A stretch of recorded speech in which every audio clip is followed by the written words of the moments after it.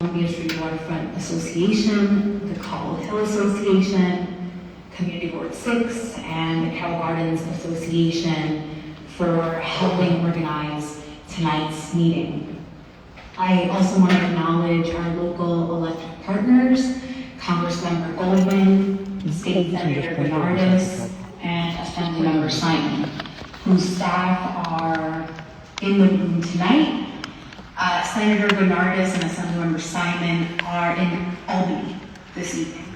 And thank you as well to the Mayor's Office of Environmental Coordination and EDC for being here to help explain the Brooklyn Marine Terminal Vision Plan, the environmental review process, and the draft scope of work. Tonight's meeting is meant to help provide clarity about what comes next in the environmental review process for the BMT project. This is not the formal scoping hearing itself. Instead, it's an opportunity to better understand how the draft scope of work functions and how residents can participate in shaping the review process. The scoping process is important because it determines what impacts will actually be studied in the environmental impact statement. In other words, this is the moment when community members can help identify the key issues that should be examined as part of the environmental review. Raising those concerns now is critical because it ensures that they are included in the analysis and not really considered outside the scope of the study. Community members can also suggest specific impacts that should be studied. Things like transportation and truck traffic along Columbia Street, infrastructure capacity, air quality and flood protection, energy and grid capacity, access to transit, parks and open space, and the effects of nearby developments, such as the former Litch sites. There may be questions about impacts on small businesses and neighborhood character, the preservation of historic and maritime uses, coordinating with projects like the BMT, and future need for schools, community facilities, parks, and affordable housing. There are two important ways residents can provide input right now. First, residents can give oral testimony at the virtual scoping hearing on March 16th at 6 p.m.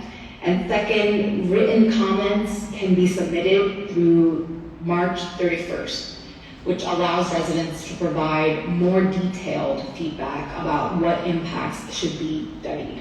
These comments become part of the official public record, and agencies are required to respond to them as part of the environmental review process.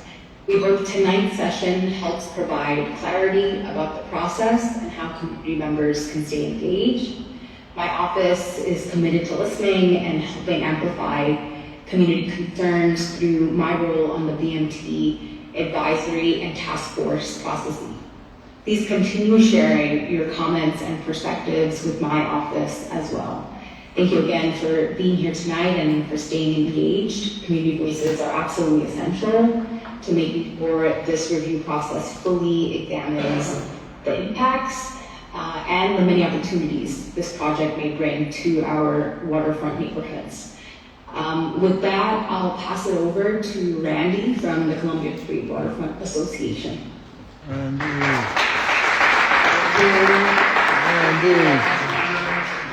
Hanif, I hope you feel better soon. So hi everyone, thank you for being here. I'm Randy Gordon. I am the president of the new Columbia Street Waterfront Association.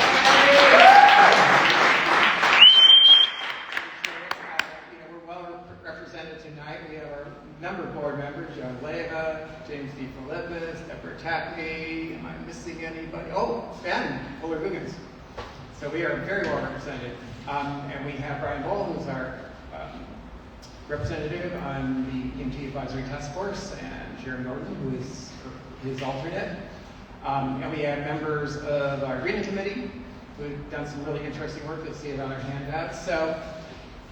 So here we are. This is the last info session before the last public hearing, before the comments are due on March 31st for this process of scoping the environmental review. And I do want to thank the electeds and various community groups who advocated for extending the comment period up to March 31st. I think that's very important given the scope of this project, so thank you all for doing that. I thought, I don't want to talk long because we have speakers who will give you a lot of information you need. I thought maybe I'd try to frame what you might be listening for in order to form your questions. And I know Amanda from CHA is going to frame the question period. So just some things to think about. There are 20 technical areas. I think we settled on that, right, Hillary?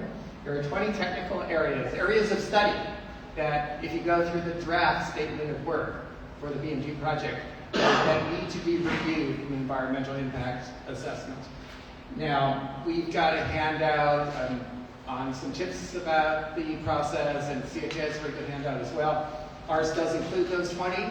And I mean, there are things you might not actually think about, like shadows and public health, yes, neighborhood character is in there. Effects on disadvantaged communities. So I know a lot of you have already testified in hearings. Many of you have submitted your written commentary, but there may be other areas that you think of as you listen that are worth thinking about. Because the whole point of this, I think as Shahana said, is think about how these cases will impact you, right, in your family, in your neighborhood, your immediate neighborhood, because those concerns need to be factored in. It's really important. All your concerns during the process have to be responded to, and the draft statement of work needs to be expanded in recognition of the feedback. So it's really important to do that. The other thing I'll just emphasize is, I think one of the things that struck me about the process is, and you'll see that on your slide, is that the default focus is looking at those 20 areas and comparing the impacts from the vision plan to the impacts of basically doing nothing. Now, I know people have very different ideas of what to do with BMT. Some people want all port. Some people want more green space. Some people do want housing. I don't think anyone wants nothing. So I was immediately struck by that because I thought, that's not really a realistic comparison. So as you'll hear, the possibility exists to include alternate plans. And in fact, the statement is that one of the alternate plans would be a port-only plan. It doesn't have to be the only plan. So please consider that, if you haven't already included it in your written feedback, that that's something that I think everyone should really think about. Because I think to really have a realistic comparison of environmental impact, things like socioeconomic conditions, comparing doing something to doing nothing isn't really the best comparison. So I think that's really important. And just one other thing. Also, I think it's a good time to start, I know, because of where we are nearing the end of the process, I started thinking about questions about, well, what happens next, right? How are the comments considered in forming the final statement of work? And then how does the environmental effect statement process work? And I mean, I have some questions. I have 2 sheets, but I'm not going to read everything, so don't worry. But here's what I'm going to do, and I want to make this example for everybody. I'm going to ask one question at a time, and I'm going to sit down, because I want everybody to have an opportunity to ask questions. So, but let's try to avoid 5 or 6 part questions, because it's really important. I would like to have everyone in the room have an opportunity to ask one question. So this is an opportunity. So let's be respectful of our neighbors and make sure we give time to everyone. And with that, I will turn this over to Jennifer Sun from the EDC.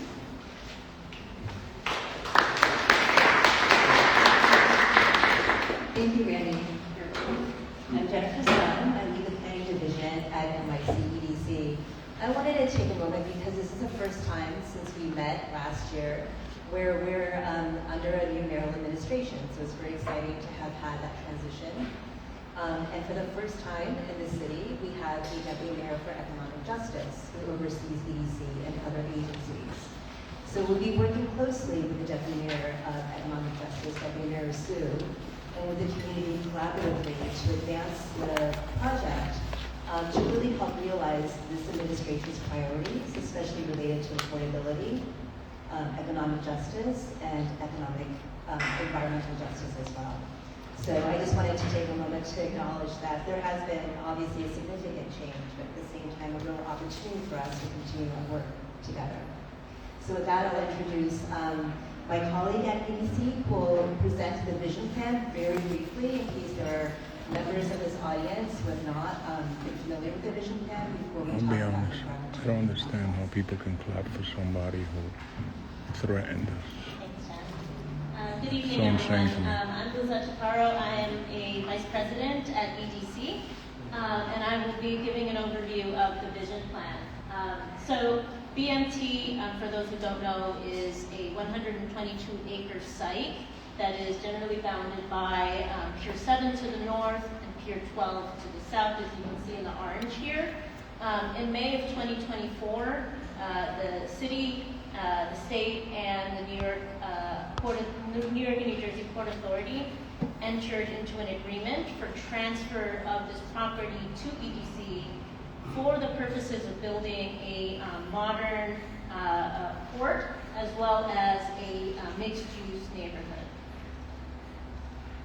So upon that agreement, EDC then embarked on a very extensive engagement process that included touch points with over 4,200 people through workshops, information sessions, site tours. We convened a task force that met and talked about many of the issues and concerns about BMT, as many of the folks in this room I'm sure know. And we also spoke to, in addition to neighborhood stakeholders, folks in the maritime industry, right, to really make sure that the BMT vision plan was one that would not only address concerns, but would have the maximum opportunity of being a successful project. So this is almost quite literally the 40,000 level view of the vision plan, right? So we break it down in numbers here. So of the 122 acres here, 60 acres will be for a modern and all-electric port. We are committing to 28 acres of public open space and 5,000 linear feet of public waterfront access. And then we are also, in our mixed-use component of the project, bringing 6,000 new units, of which 40% or 2,400 would be permanently affordable. And we have our mixed uses, right? So we've got 250,000 square feet of community facility space and 275,000 square feet of commercial space, as well as 275,000 square feet of industrial and light industrial space, as well as a hotel with up to 400 rooms.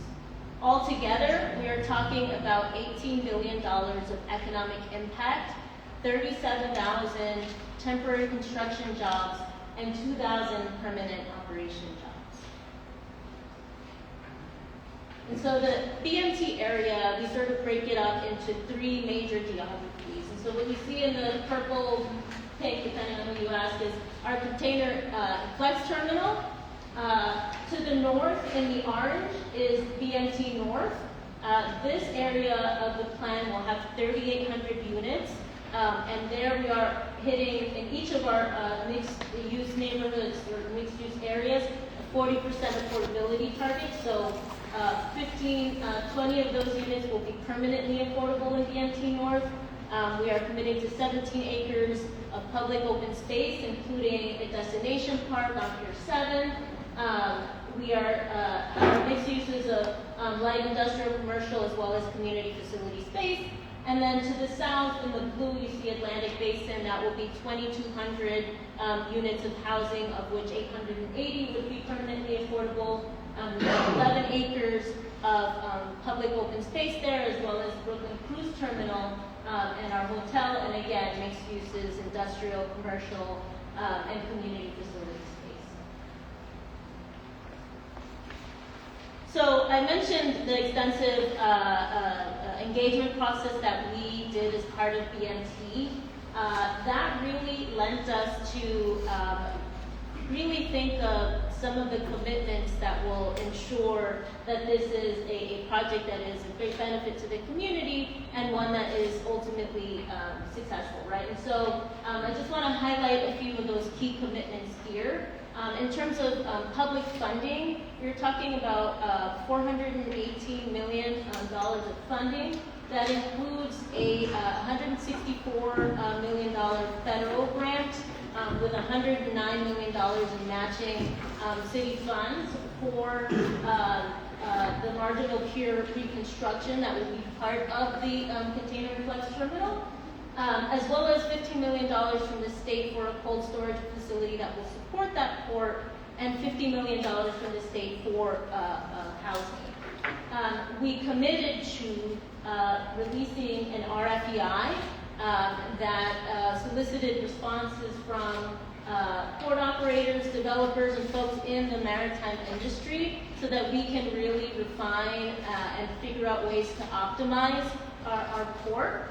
And then in terms of resiliency, we committed that all of the new development will be resilient to coastal flooding, and then the development, the site itself, will be elevated to protect from future sea level rise.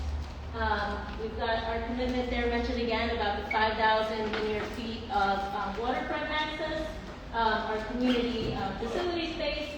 We've committed to $50 million for a new electric shuttle to serve the BMT area as well as the surrounding neighborhoods. And then in terms of jobs, we have a PLA project labor agreement for all city capital projects as well as workforce goals to really make sure that we are maximizing opportunities for the local community.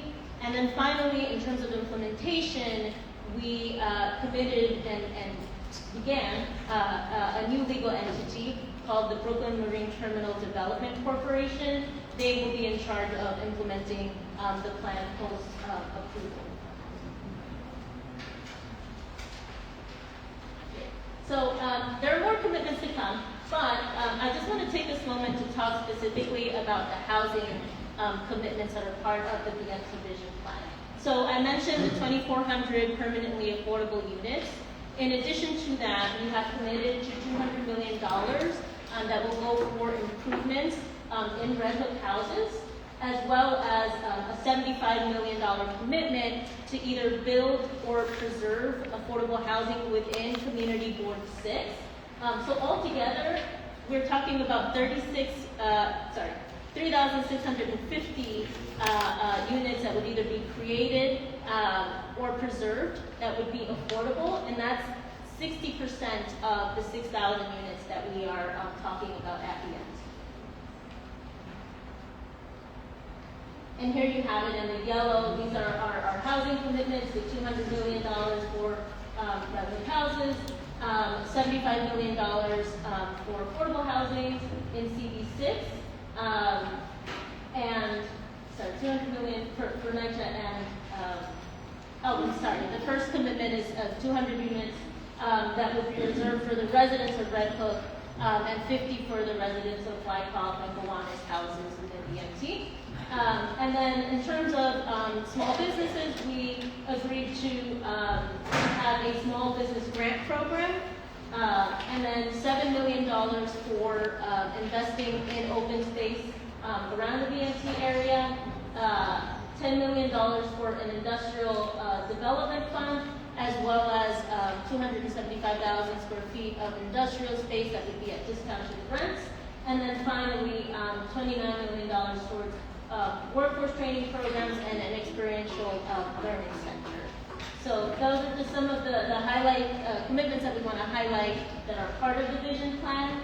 And then before I hand it off to Hillary to really talk about the EIS processes, as Jen noted, we have been working with City Hall, bringing that team up to speed and collaborating with them. As folks know, there will be a whole environmental review process that we are carrying forward, and so I'll let Hillary speak to that.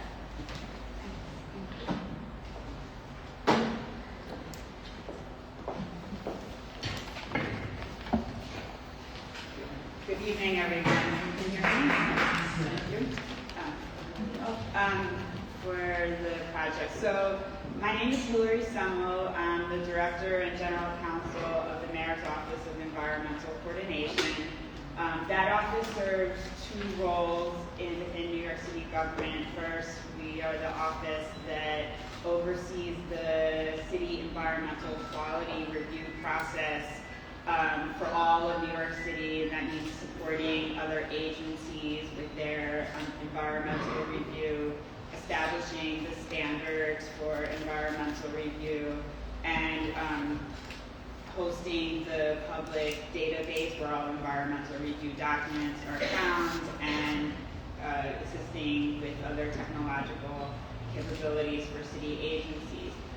CEQR, the City Environmental Quality Review process, is the implementation of a state statute called the CEQR, and this is where I'm an environmental lawyer, so we say environmental law is all acronyms, so we, bear with me, but CEQR, we call this, that's the state law that CEQR with the C is implementing. And I'm going to just say this now, it is a very complex process, it's very technical, and there's a tension between soliciting public engagement.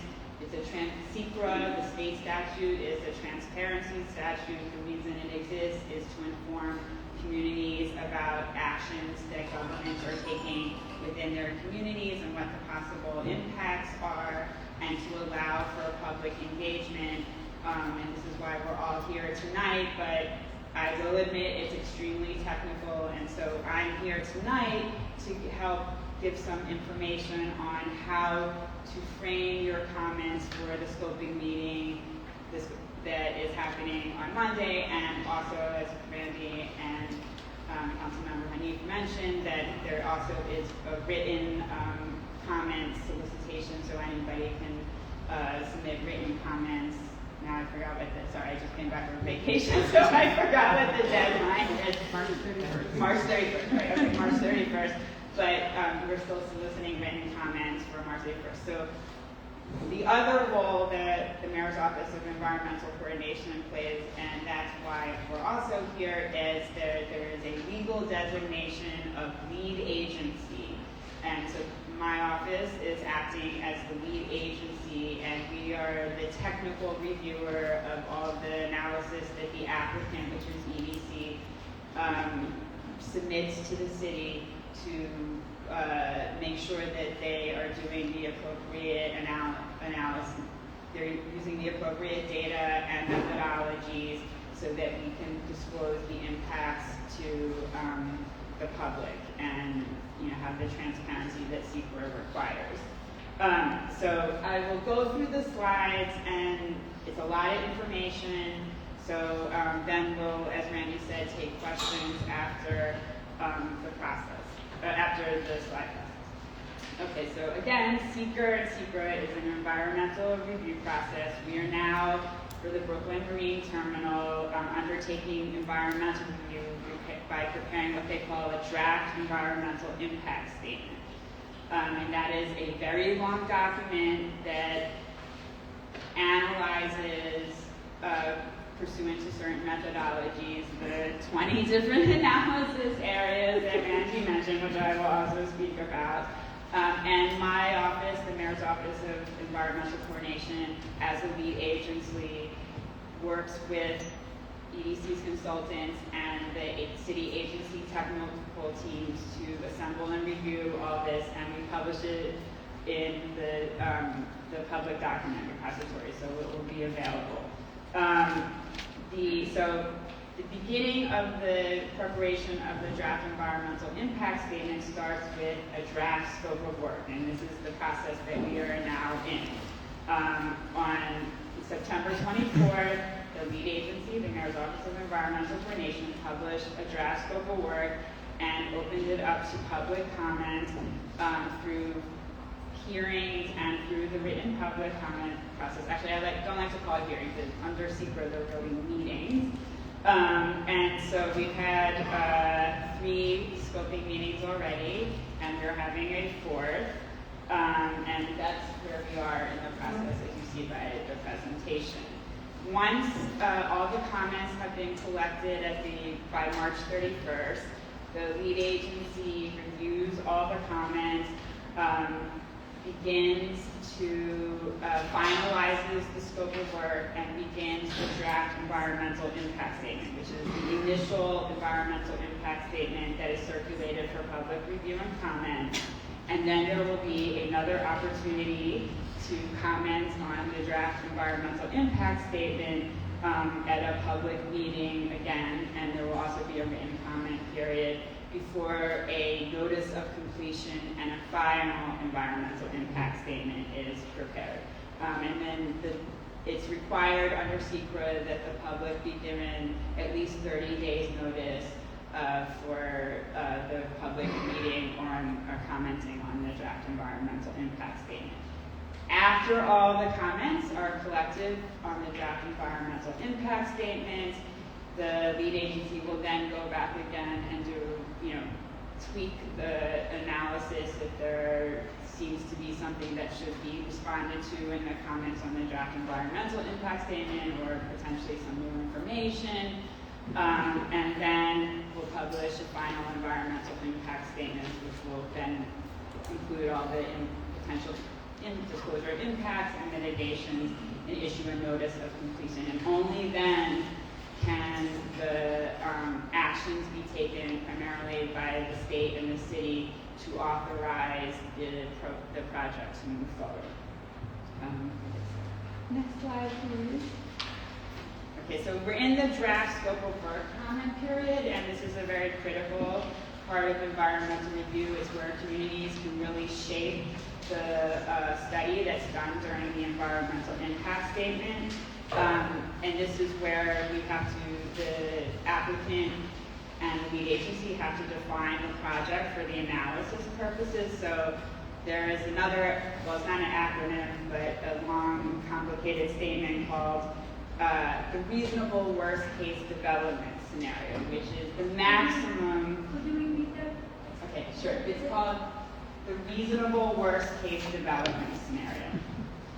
So it's where we look at the maximum amount of development that has potential for environmental impacts, and it's supposed to be very conservative. It might not be actually what happens in reality, because like a particular project like this that has a very specific goal and is for like private applications where a developer is doing a specific building, they know exactly what they're doing. This is more like a rezoning where there's a phased over 10 or 15 year scenario. So this is a very, very conservative estimate, but it's based on the units of housing and the amount of workers that might be expected to use the site and the various uses that would be on the site so that we can start calculating what the potential impacts are. It's sort of like a framework for all the analysis that is done. And then through the public scoping process, we want to make sure we're looking at new information that's relevant to the community, not old information. So this environmental review really hones what is the most relevant and significant issues, particularly because there are thresholds by which we decide that has been decided through a lot of this analysis where the potential for an impact is. It also ensures that the public has an early voice in this process. This recognizes that communities often know more about their community than planners sitting in an office somewhere who are not from that community. So it's to solicit particular unique circumstances of a neighborhood that a community might be aware of, or things that are important to a community. Sometimes what people think is important to a community may not actually be what the community thinks is important. And as Randy mentioned, what happens to all these comments as the lead agency? My staff, we go through every single comment and we try to bucket them into where we think the where a particular area the comment is being is addressing, and then respond to them in the final scope of work. And then after all this is done, the next milestone will be the release of the draft environmental impact statement and then the state draft GPP process in the spring for public comment. So the document that everyone is commenting on now, the draft scope of work, is structured so that it describes the proposed project. It describes what agency actions and goals are required to effectuate the project, like the general project permit. Is that what GPP stands for? Right. General project plan. Okay, project plan. The GPP process, which is the state process that the Empire State Development Corporation is undertaking, the city's funding of the improvements. It describes the type of environmental impacts that we will study in the environmental impact statement. I will get to those in a second, but for example, there's a traffic and transportation analysis, as Randy mentioned, shadows, noise, air quality, pretty much everything that New Yorkers could possibly think is an environmental impact is analyzed in the environmental impact statement. Methodology, and then methodologies for those studies. It will describe what methodologies, and this is where it does get very technical because we do have technical experts not only doing this analysis, but also a peer level review of technical experts who are also reviewing the analysis that was done to make sure that it's accurate. So, and it's standardized, and so we're not comparing apples to oranges. It's standardized across scientific and engineering standards for the different areas like transportation analysis or air quality analysis. For some areas, it's very technical and quantitative. For neighborhood character, it's a little more subjective. All of these methodologies are described in a guidance document called the CEQR Technical Manual, which I will get to in a second, and is available on the Mayor's Office of Environmental Coordination website. And as Randy mentioned, the other thing that the draft scope of work solicits is alternatives. Under CEQR, the state statute, the lead agency is required to analyze a range of reasonable alternatives, although it is up to the lead agency which alternatives are reasonable to analyze. The one or two alternatives that are directed by the CEQR and CEQR regulations are to analyze a no action alternative, what if nothing happens, and a action to an analysis of, this is a little bit wonky, but an alternative where there are no unmitigable impacts. So one of the requirements under CEQR, if an impact is disclosed, is a municipality or lead applicant is required to mitigate that impact if practicable. So it means that there's sometimes unmitigable impacts.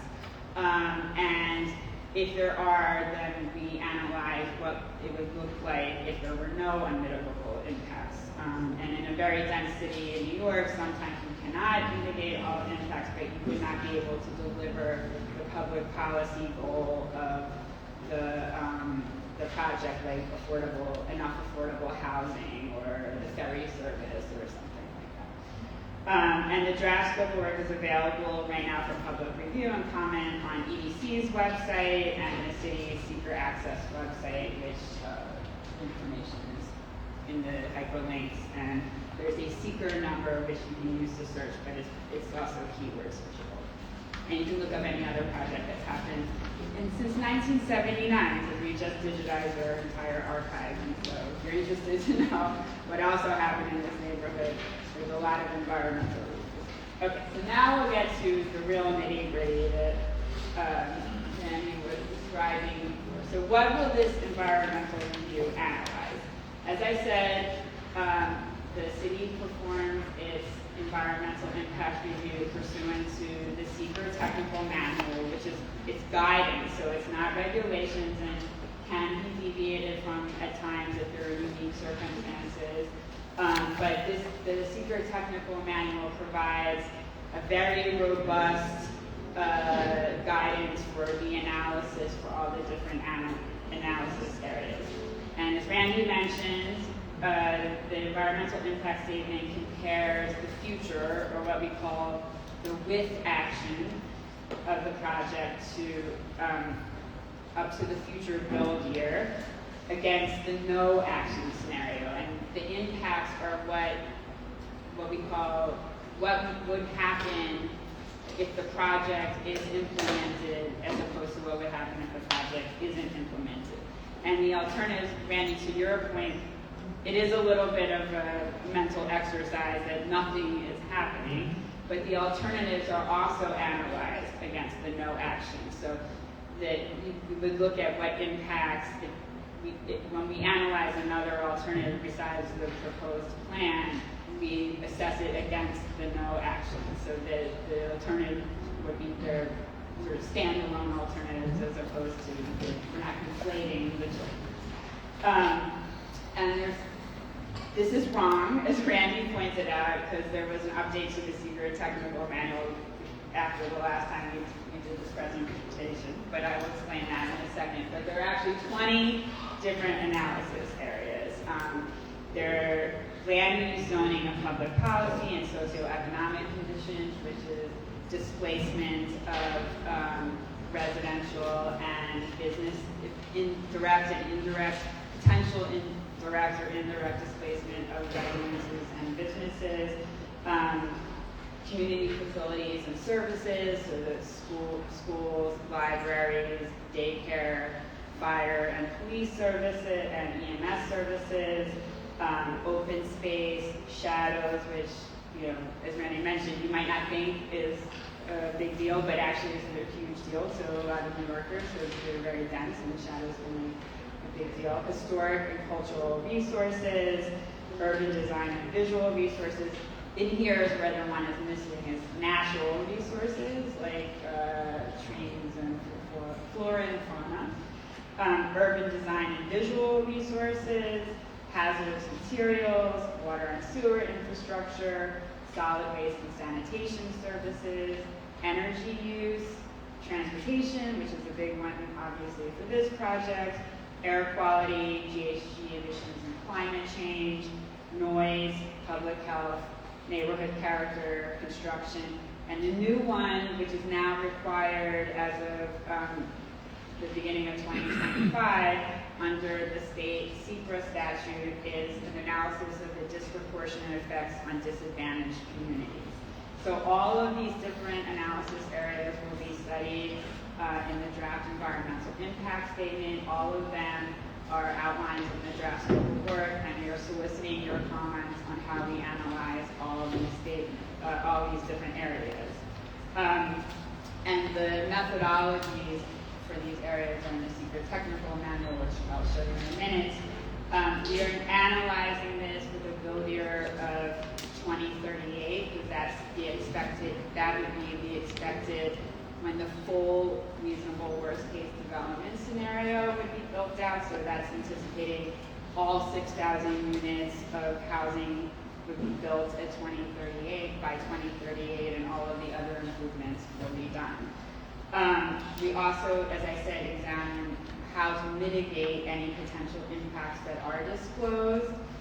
If practical, and we're required to identify those mitigations if they are practical, and the alternatives to be developed in coordination of EDC and the lead agency. There's some summary chapters where we describe where we see an unavoidable adverse impact and the growth-inducing effects, and then what we say are irreversible and irretrievable commitment of resources like land and water and other sorts of resources, publicly available resources.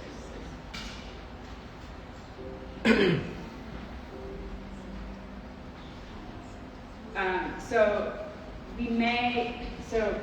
I know there's some questions about the word RFEI responses, and EDC is really more in charge of that. But as I said, the EIS may, consider an alternative that is more port related. That is definitely something that you can comment on. in the on the draft scope of work.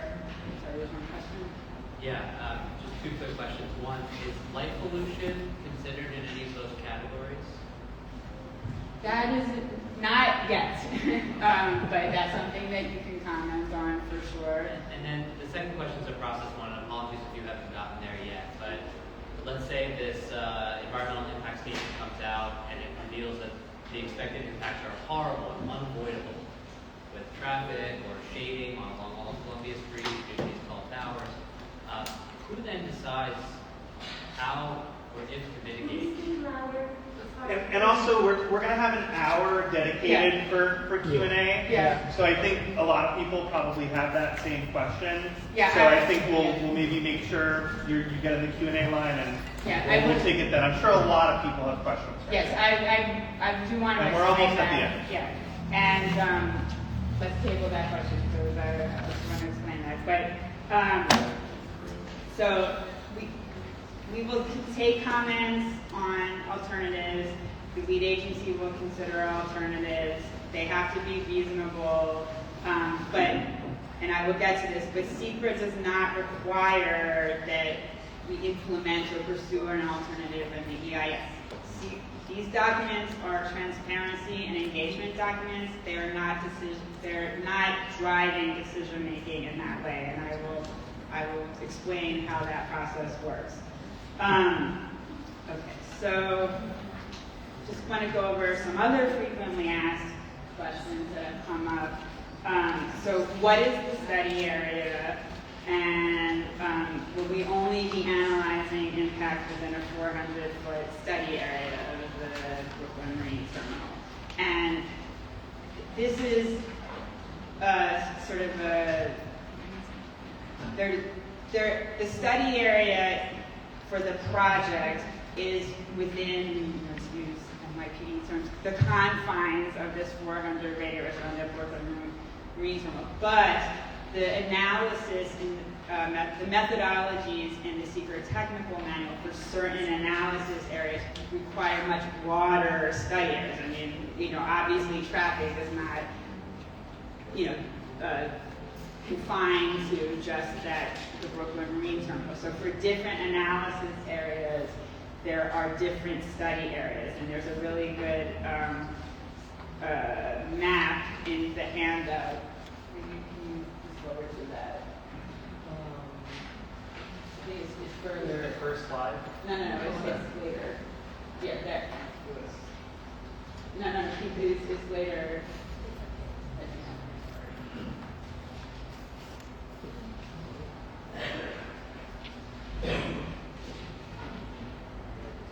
Keep going.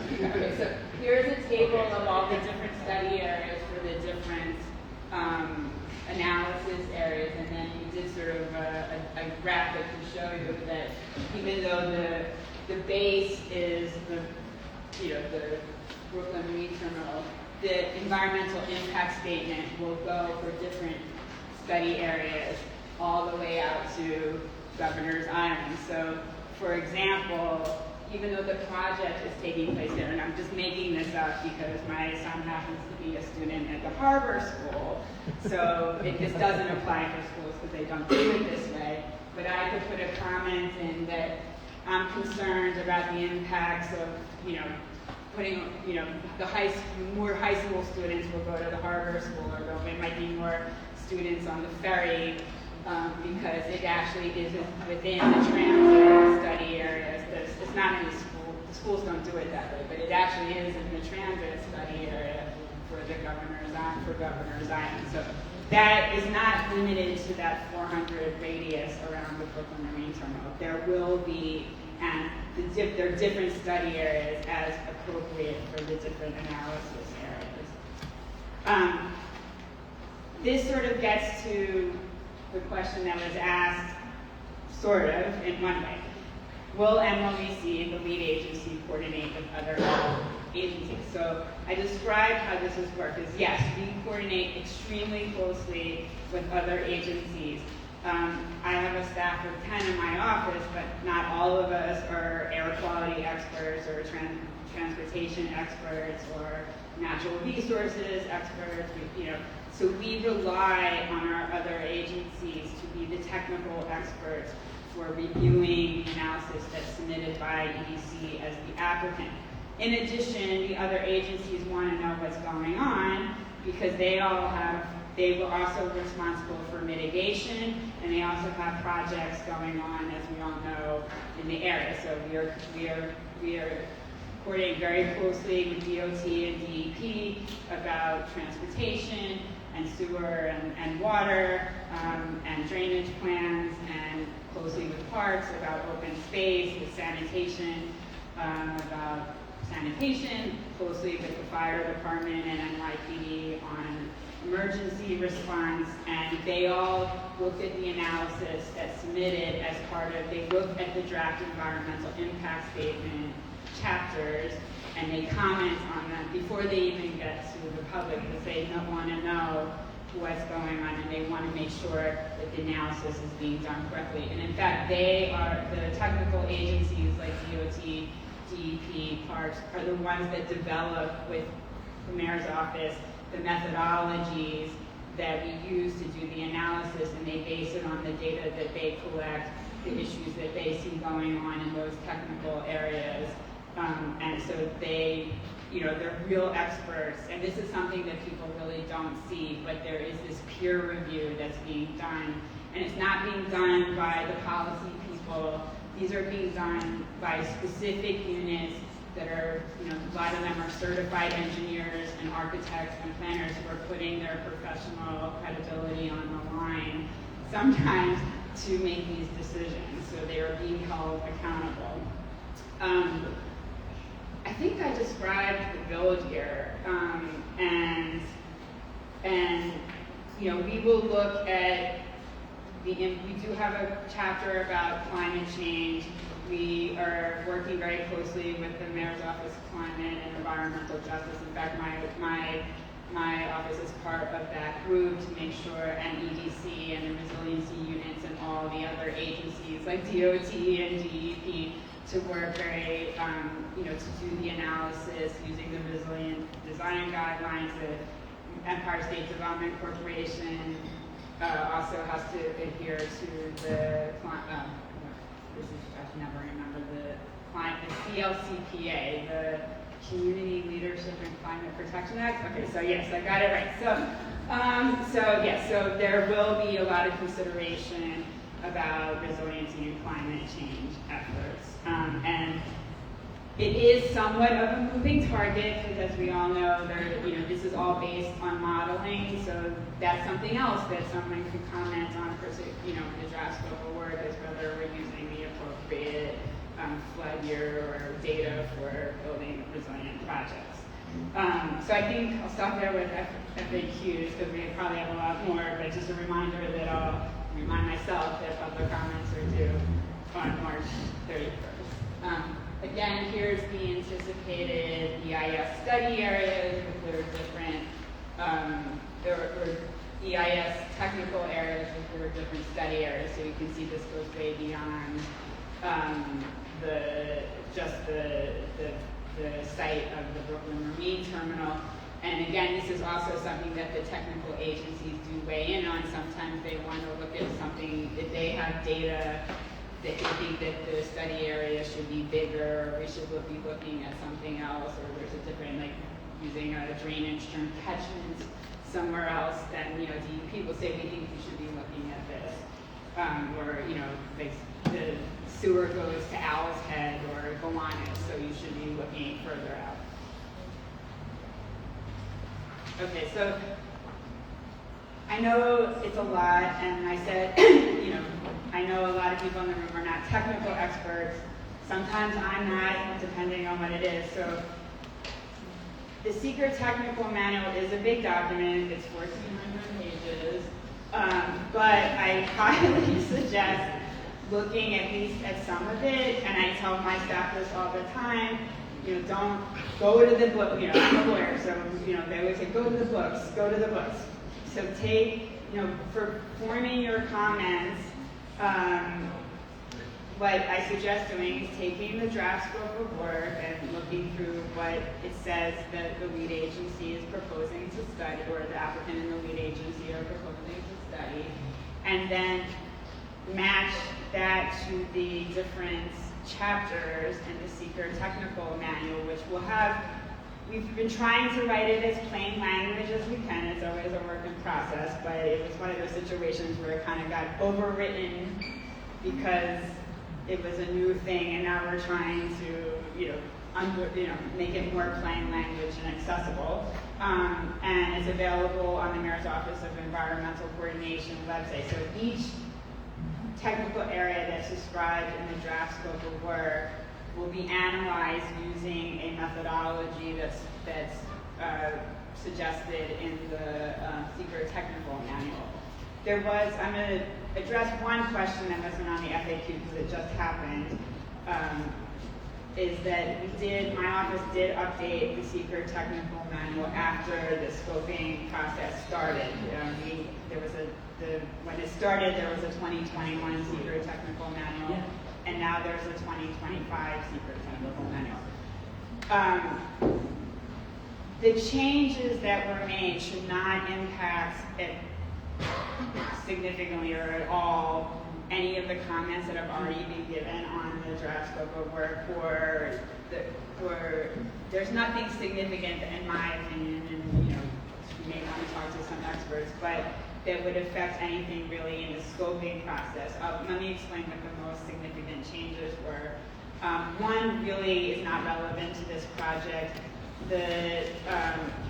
About a year and a half ago, the city enacted what they call the Green Fast Track program to incentivize sustainable small-scale housing, and exempted projects, small-scale housing projects that we had done studies on for about 20 years that did not have the potential for significant environmental impacts from CEQR, which is allowed, a Type 2 exemption, which is allowed under the state statute. So we had to update the CEQR technical manual to reflect that some of the thresholds in the CEQR technical manual to reflect that projects below 250 units of housing. So that does not apply to this project. We're way above that, and any changes related to that, the analysis still applies to this project. The other big change that does apply to this project, which I did mention, is we included a new chapter. So we went from 19 to 20 areas of technical review for the disproportionate effect on disadvantaged communities, which is now required under the State Environmental Quality Review Act. So every municipality in New York, in New York State, is required to do this type of review. And I'd just like to say that the city is way out ahead of any other municipality in impact. We've been doing it since January 1st, 2025, and we are developing methodologies, but we incorporated it into our CEQR technical guidance. Other than that, most of the changes were to a lot of the technical, like air quality is based on federal standards, so we just had to update if there was a federal update, or just updating some links. But I don't think, and as I said, this is my opinion, I don't think there's really anything that would be a massive change in any of the comments that were already submitted. And as I said, the draft scope of work is really just describing what analysis is being proposed to be done. You can consider analysis of, methodologies or analysis that's not in the technical manual as a result of comments. And so if there's any more concerns about that, please feel free to reach out. But the 2025 manual applies, and we are doing the disproportionate effects analysis. So the next steps, we will have a virtual meeting on Monday, March 16th. It starts at 6 p.m. Please try to register if you'd like to comment. Because it goes smoothly, but we will keep the comments open for anybody who wants to join that day. There's QR codes for learning more. We will offer translation services, and then again, it was better to try to lock those in before the meeting, but we will be able to accommodate anybody that shows up. And written comments are accepted through March 31st, and you can email them to Emily from my office, who is sitting right there. And we will respond, we will acknowledge that your comment has been received. So I will now open the floor to questions, but I guess... Oh, yeah, okay, I forgot.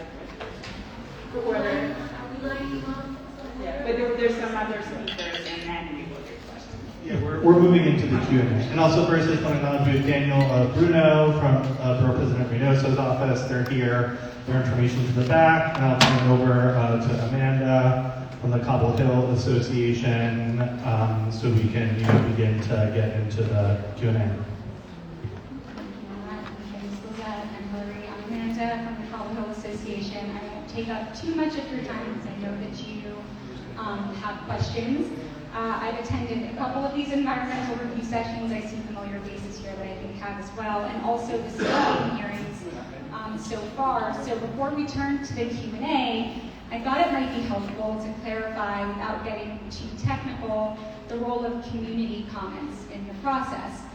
Obviously, if you're an expert in transportation engineering, environmental science, or land use planning, you might submit detailed technical comments on those subjects, but community comments serve a different purpose. Our role as community members is really to bring our on-the-ground knowledge into the process, how our streets function in practice, where congestion already occurs, where people walk their kids to school, where flooding happens, where construction impacts are felt. So this is really for when putting together your comments. We had a little handout in the front. It's two-sided. The front sort of goes into how to present your comments, obviously your name, making it clear what you're commenting on, but then asking for something concrete. And this is really where the ability of the community comes in to make some real changes to this scope based on our on-the-ground experience. This is what's expected. And I know that I've spoken to Hillary, she can't give examples, which is why I wanted to provide this here. So community comments are especially valuable when they're specific and concrete. If your comment is just the traffic is a nightmare, that's not going to impact the draft scope of work. What is going to impact the draft scope of work is if you identify specific intersections and streets where things are particularly problematic. So where you say, I think that the transportation study area should extend to Port Street instead of Clinton Street. And you can use, for example, your on-the-ground knowledge, saying, well, since they redesigned Port Street, we've noticed an increase in trucks going down Henry Street and turning onto Kane. This is an on-the-ground congestion situation that we've all been experiencing, and we think that the draft scope of work should reflect our interconnected streets. So these are sort of examples that you can bring to the process and be specific about it, because that's going to be what makes your comments ultimately the most effective at shaping the EIS. Another example, which I think might be familiar to a lot of people in this room, was the concrete dust from the concrete plant, right? That was at the BMT site that made it all the way over to PS 29. And a lot of us know that it made it all the way over to PS 29. And so if you're going to make a comment about the scope of the air quality assessment and where interceptors should be, you can mention the dust that made it all the way over to PS 29. This is the kind of information that the people who were drafting the draft scope of work didn't have, but the community can provide. So it's really encouraging you when you give your comments to give some of these concrete, on-the-ground examples about the traffic, about which intersections need to be studied, and all of the other areas that are important where you feel like you can provide that lived experience. And so I just kind of laid out a couple of examples in the back that do cite the seeker technical and manual sections. These are just CHA points of inquiry, but I know that Voices of the Waterfront has one. I know that Portside has one.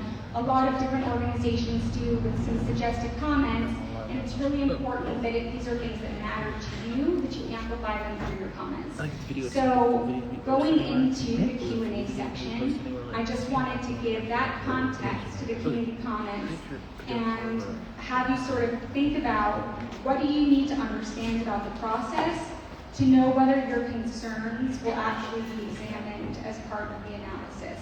Because the questions here are specifically about the environmental review process and specifically the draft scope of work and how we can help shape that draft scope of work. So that's sort of just kind of the background I wanted to provide you there, in hopes that what you learned here tonight can be turned into some comments that help make this a very robust draft scope of work for a great environmental impact statement.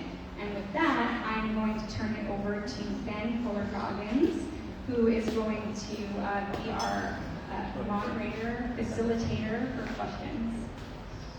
Hey everyone, good evening. I'm Ben with Gounardes Association. So yes, we're going to move into a time of questions. Emphasis on questions. I know you all are spending precious hours here tonight. And as Randy mentioned earlier, we really want to be mindful of making sure that everyone who has a question here tonight gets the opportunity to do so. So please, as you're in line for your question, just ask yourself again, or remind yourself, what is my question? Because we really want to get very specific and direct questions. And again, if you have multiple questions, just for the panelists here, if you could ask one at a time and then get in the back of the line, that would be great. So just how it's going to work logistically, if you have a question, if you can line up here, we want to make sure everyone can hear each other, so we will pass the mic to you if you want to introduce yourself and share your affiliation. If you have any or not, that's totally fine. So that's the plan. All right, go for it. Are we going to go up there? I'm just going to help. Hi everybody, I'm Lisa Gitlin. I live in Red Hook on Conover Street. I'm also a writer for the Red Hook Star Review. Can people hear me?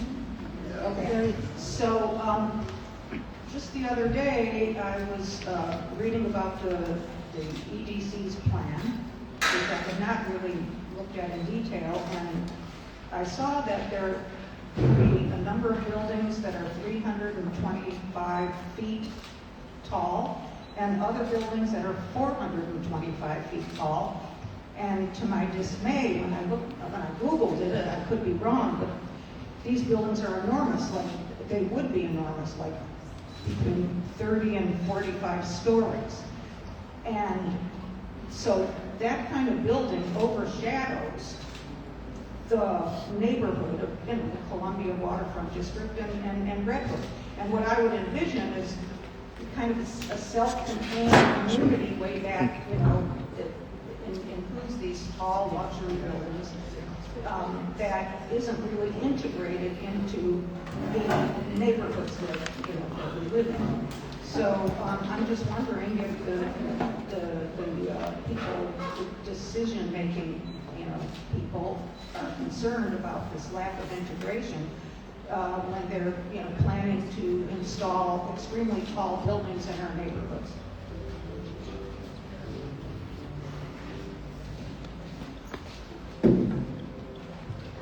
Thank you for the question. So we are in the midst of a planning process for the mixed-use neighborhoods that we are planning as part of BMT. What I would say is we are thinking very carefully about urban design decisions that we can make to make sure that it is an integrated neighborhood. I think the open space commitments are a very big component of that. So we look forward to being able to share some of the thinking and ideas that we have been looking at to really make sure that it's not sort of that feeling of being walled off from the surrounding community. So we'll have more on that. We look forward to sharing. How do we learn about those ideas? How are you going to show that? You Yeah. can't do it now. Yeah, so we, started an advisory task force at the end of 2025. That advisory task force will continue to meet this year. The dates are not set yet, but we will be sharing that with the advisory task force as well as in public meetings. But not before March 31st. No.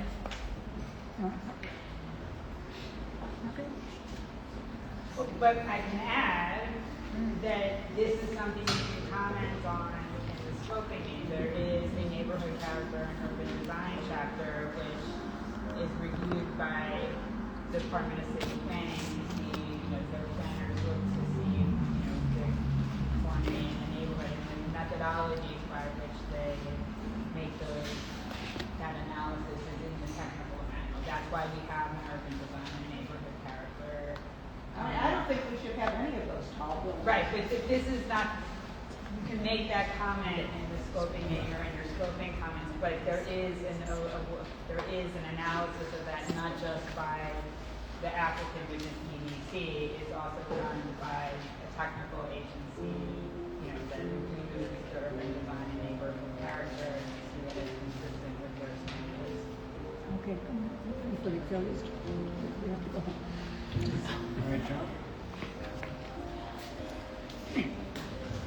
Good evening, everyone. Wake everybody up in here. Henry, this question is up for you. Actually, it's like a 3 or 4 part question, but it's quick. The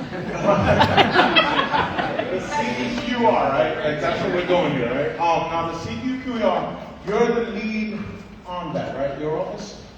Yes, we're the lead agency. Just that part of this whole process and everything going on? Yes, just that part. Okay. And then, so now, have you done these before? CEQR? I've done my office has existed since probably 1990, and has But done. CEQR, not the SQ. Have you done the E? Yes, CEQR? that only CEQR. We don't do. All right, so CEQR is the implementation of CEQR, which is a statute. It is CEQR. They're not two separate things. They're the city's process. They have 2 different names. First of all, because one is a state statute and Well, one is a that's city what I'm getting process. at. So if you're a city agency, why are you doing the state process? Because the state statute requires us, every municipality in New York. Is that legal? Why would a city agency do a state process when we have a city process? The state process says that municipalities can create their own rules by which they can go above the state standards, they cannot go below. So why wouldn't we use the city? Is it adequate for this? Why would we not use the city process? We're using the city process. In the state, yes. Why are we not using the Because the city one? city process goes above the state standards for city. The city has believed, using this secret statute, that the city agencies know best what happens in the city. New York is not like any other. New York City is not any other municipality in New York.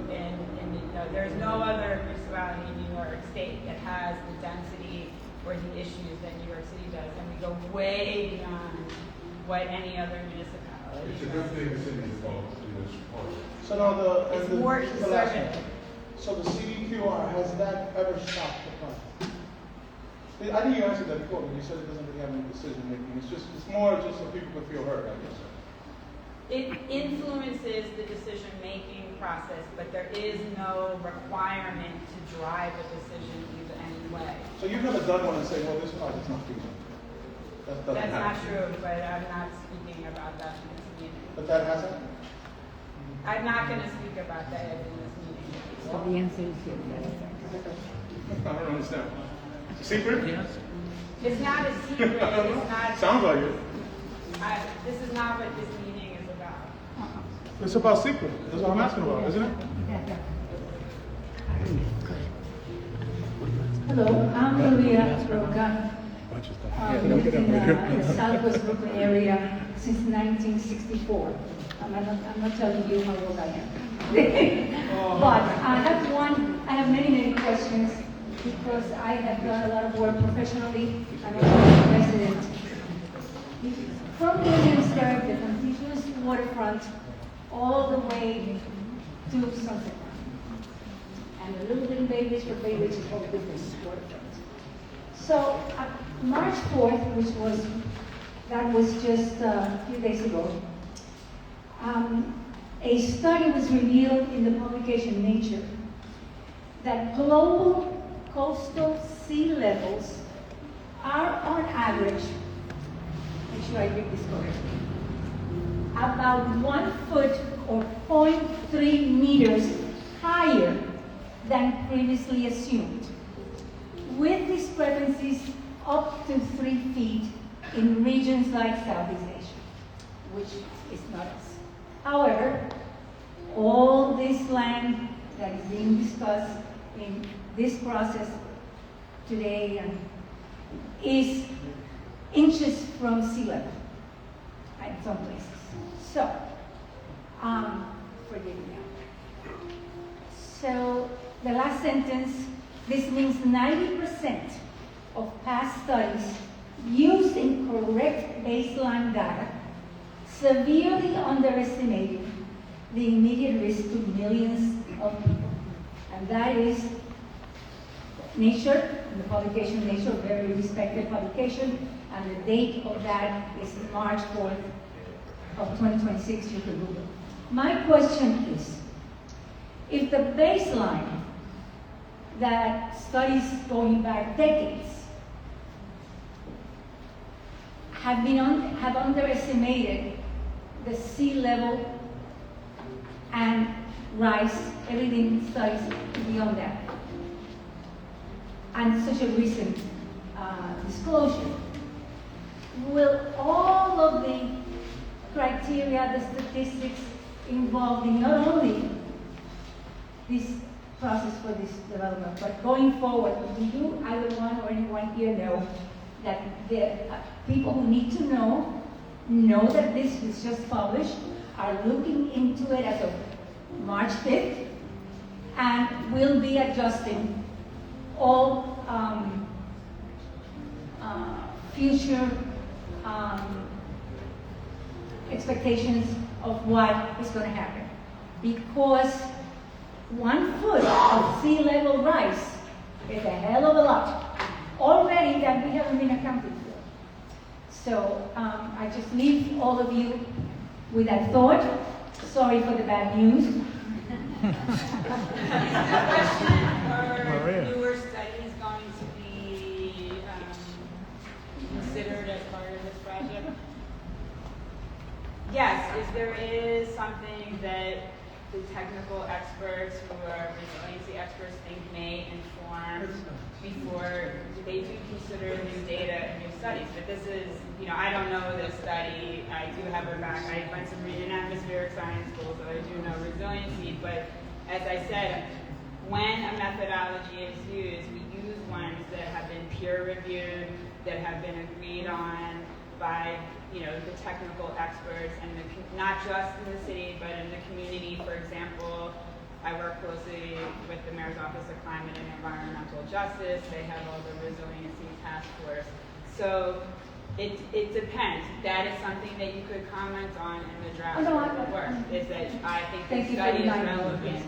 Yeah. So where can we, the people, the public, who are not necessarily professionals in this area, find out who at the city level and the state level, if you have any suggestions of where to look, where to research, we need to be in communication with that they are updating, that they're looking at this, that they're taking it seriously, because magazine Nature is not some Johnny-come-lately to the scene that respected, and they could have been more. Anyone can Well, be more. as I mentioned, there's the Mayor's Office of Climate and Environmental Justice. They actually do a comment period for their environmental justice plan, but they also do a lot of work on resiliency. At the state level, I don't know, dishes, I'm not sure exactly who's in charge of resiliency. So it's time, they'll be getting calls from us, I guess. Thank you. And thank you very much. Great. Yes, very clear. There's a lot of expertise here, which is amazing. And just a reminder, make sure we use our time as best we can to direct and have a targeted question. Get ready for this recording. Thank you. My name is Lisa Bastad. I have lived in Cobble Hill, Carroll Gardens for the past 35 years. And I live right over here on Henry Street. I've spent a lot of time over on the waterfront area, and I use the bus frequently. Because I've got a problem. I use that bus frequently, and it meanders and gets stuck in traffic like crazy. And the traffic jam at Atlantic Avenue is gridlock. That's the only bus that services the entire Columbia waterfront area, going down to the cruise terminal. You're adding thousands of jobs and thousands of homes to that area. And it is not served by the subway. We rely on the one bus. The one bus that either meanders through Red Hook or gets stuck in traffic on Atlantic Avenue. The solution from a year ago was we're going to get a little shuttle and run it to the F train. And in your project, your handouts, that solution is still there. And I don't know if you've ever been on a city bus when public school students get on, but that little shuttle is not going to do that. And if you have all those professional people living in those buildings and the bus isn't reliable, they're going to call Ubers.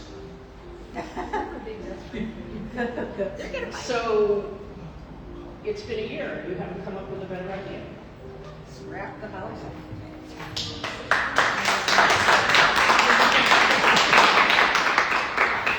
I think I'm pretty loud, unless folks can't hear me, let me know. But I think what I say to that is, so we, number one, are coordinating with the MTA on potential bus route changes that would address the issue that you've brought up, but also, and this is sort of, I think, the beauty of a holistic, bigger, planning process, which is that we are also looking at different ways that we can plan the streets to really alleviate the traffic issues that folks in the community have brought up to us. So I think I'll let Hillary sort of speak to like how you can incorporate your comments as part of the environmental process so that we receive that information. I know we've heard a lot throughout the process, but are looking at ways to alleviate. Well, can I ask a follow-up question? About the shuttle, let me just jump in.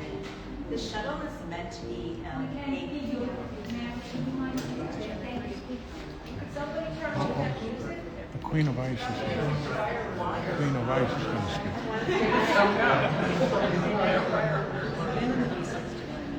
The shuttle is meant to serve existing residents while we're still planning with the MTA and DOT for permanent transit improvements when new development actually takes place.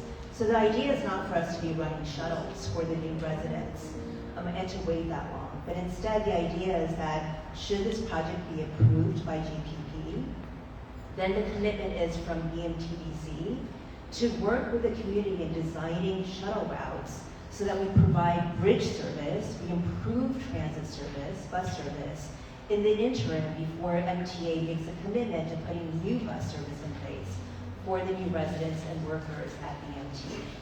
So I just want to make sure that we're clear. If the proposal is not to run a single shuttle to serve, the thousands of new people and new workers at BMT. Why don't you show us what you can do to improve transit now?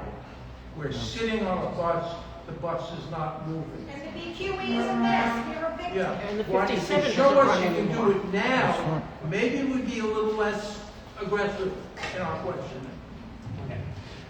Thank you very much. I just want to be really clear about what we're here for. This is not the opportunity. This is not, none of this is going into the testimony for the EIS. So I just want to be really clear about that. This is really the purpose of this is a workshop so that the concerns we all have, I think that's a valid concern that you can give for testimony. Really the purpose is here is to have these experts help you to format the question so that when you go to the scoping hearing Monday, where you provide your written comments, that it is addressed. So I just want to be really clear about the purposes of the meeting tonight, and that really it is to ask questions to make sure you get effective environmental impact study testimony. So those are really the goals for the meeting here. We also have a lot of people who are patiently waiting in line. So we're going to go to those questions first before we go to questions from the audience. So I think next we'll go to our friend here who had a question earlier. Thank you. My name is Zach Sheldhorn. I'm a resident on Columbia Street in the Columbia Street Water District, and I have 3 very specific questions. The first is that I think for people to make effective comments, it's really helpful for them to have a visualization of what this project is really going to look like and the impact it's going to have on their neighborhood. Have detailed renderings been released of the proposed CEQR project, the BMT project? Just BMT, so we have included some renderings in public presentations. I'll let Hillary speak to what is released as part of the environmental review in terms of diagrams of the proposed development. I've seen diagrams. I've seen a very small number of renderings from a very limited number of perspectives, but I imagine that there's a very detailed rendering in possession of the committee or some of the architectural firms that are helping to design this, and I'm wondering if they can be released to the public for their consideration as part of their input into the EIS. And let's have, I know there's some people in the back who can't really hear, but these have responses. We can all share the mic. We only have one mic. Yeah, sorry, and so you're looking for renderings that show what the proposed build will look like. Yeah, I think at points later in the process, we can share those. I don't think there's anything that we have on file now that we can share. I think we're still in the middle, like I said, of a planning process. Design architects haven't made pretty detailed fittings of the site. No, I think we're very much still in the midst of the planning process, and like I said, there's a whole engagement that we're going to do with the advisory task force that will help inform really the granularity or the granular details of what it's going to look like, but we're just not there yet. Can I add something to that? So, yes, this is attention in all environmental impact reviews, federal, state, city. Some projects are more forward in design than others. But with this type of project, which is sort of like a neighborhood rezoning and less a site-specific one where you would have very specific design renderings, we take what we call the sweater approach, which is the reasonable worst-case development scenario. So the contours of any suggested building are probably bigger than they would be in actual design, so that it's the most conservative analysis for shadows or air quality or the issues that are affected by height or so there's a site plan that shows so it's at a certain percentage of design.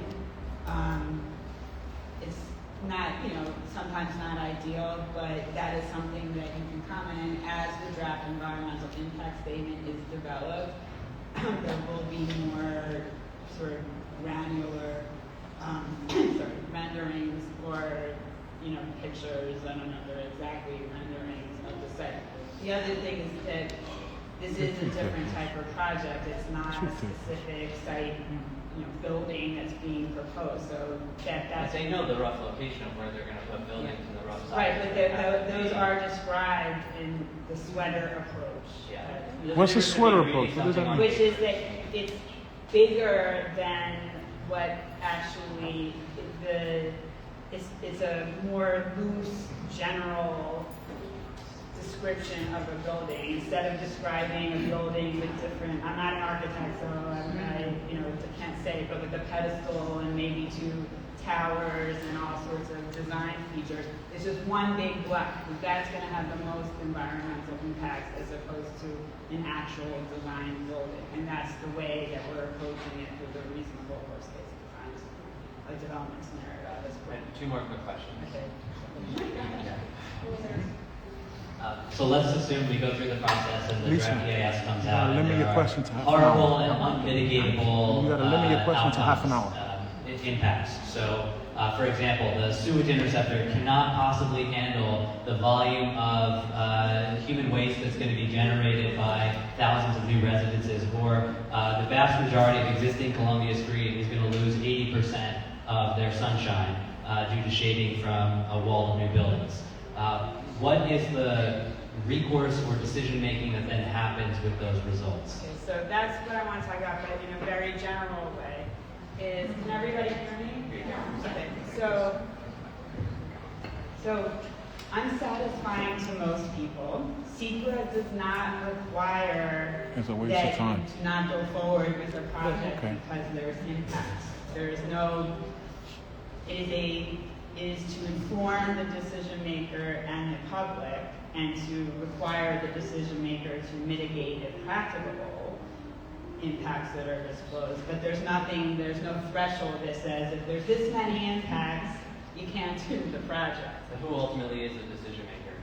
The decision maker is the body that takes the action. So in this case, it's the Empire State Development Corporation with the GPP. It's the city in acquiring and disposing of the disposals of the property. And so they base that decision on the environmental impact review. The question was raised, personally, have I seen projects not advance because of the potential for impact? That happens. I'm not going to describe exactly how or why. It's usually very different, but there are definitely over the decades that the city has been doing as projects that were withdrawn or changed because once the environmental analysis was underway and the public comment period, public comment has informed that, sites have changed, sites were added, different features of the project or the rezoning were looked at in response to comments. There's no requirement in the statute, there's no way to really put your finger on when or why or how it happens. If you want to look at CEQR access and look at projects that were stopped or withdrawn, some of them have even withdrawn, and you can make your conclusions based on that. But that is how it works. So the decision maker at the end of the day is the agency that's taking the action based on the environmental impact review. But the environmental impact review, the outcome of the environmental impact review does not require them to take any action either way. It's more cathartic. Okay, final question. Has the new administration made any comments on the project, publicly or privately? Not to my knowledge. Okay, thank you. Is there anybody from the ESD here today? And at what point are they going to get involved in this? We'll take questions from them. Hi, my name is Lisa Myers. I'm the third Lisa tonight. It's really questions for Lisa's. I'm piggybacking on that Lisa's question and that gentleman who just spoke. I'm going to focus. I have questions about the schematics and everything. I've been to every single one of these meetings, and I haven't seen a rendering that's real on almost any part of this project, the entire Atlantic Basin, the BMT North, but I'm going to focus specifically because the largest footprint housing part of this is BMT North, which is 3,800 units. Okay, so I'm going to stick with that. Okay, 3,800 units in the area that's being designated, to my understanding, based on the K, which is an existing building, which isn't all studios. It has, family-sized apartments in it, which is what we have been told is what is being built, and going on a conservative number of 3 people per unit, let's say, family of 4. So we're talking about maybe, 12,000 to 20,000 people. I mean, there's a range here of how many people we're putting in this neighborhood. would result in 30-story buildings based on that building's height. Okay? Now, I have not seen a single rendering. I've seen nice drawings. They're all, they're kind of, they kind of scale up so they don't look like a wall on Columbia Street. And the way they scale up from the existing community and so forth. So it's just not like looking at a wall of shade. But I haven't seen anything real, and that's what the guy came before me was talking about. We haven't seen anything real. We're supposed to be doing an environmental impact on something that we haven't seen a schematic, and we're just putting pieces together from numbers. So all we have is 3,800, and we have to do the projection as to what that looks like. So that seems backward. You don't really always need a drawing to know what if you look at the CEQR, So this is where I really refer people to look at the technical manual, because a lot of the methodologies, they actually look at height of building, for shadow, where the building is located. You don't need a drawing necessarily to determine where the shadow is. Where you will, to comment on the draft scope of work, you can say, I'm concerned about the height of the building and the shadows.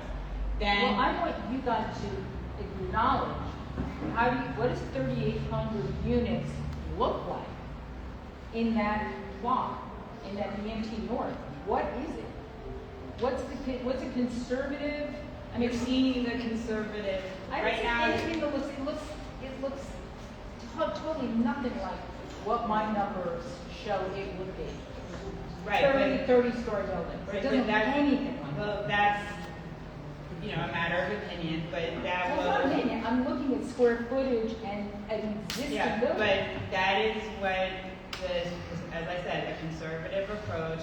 You can still use the methodology that's described without looking at a rendering which is what the analysis will do to try to figure out some of the impacts. And then in the draft environment, but you guys should be prepared at this stage. This has been since 2024. Able to Yes. and not try to make it look smaller. We'll see what it will look like, but we can start the environmental impact review process. Because we're going to tell you what it's going to look like based on the numbers. All right, well, I welcome your comments. Okay. Half of any plan. Okay, thanks.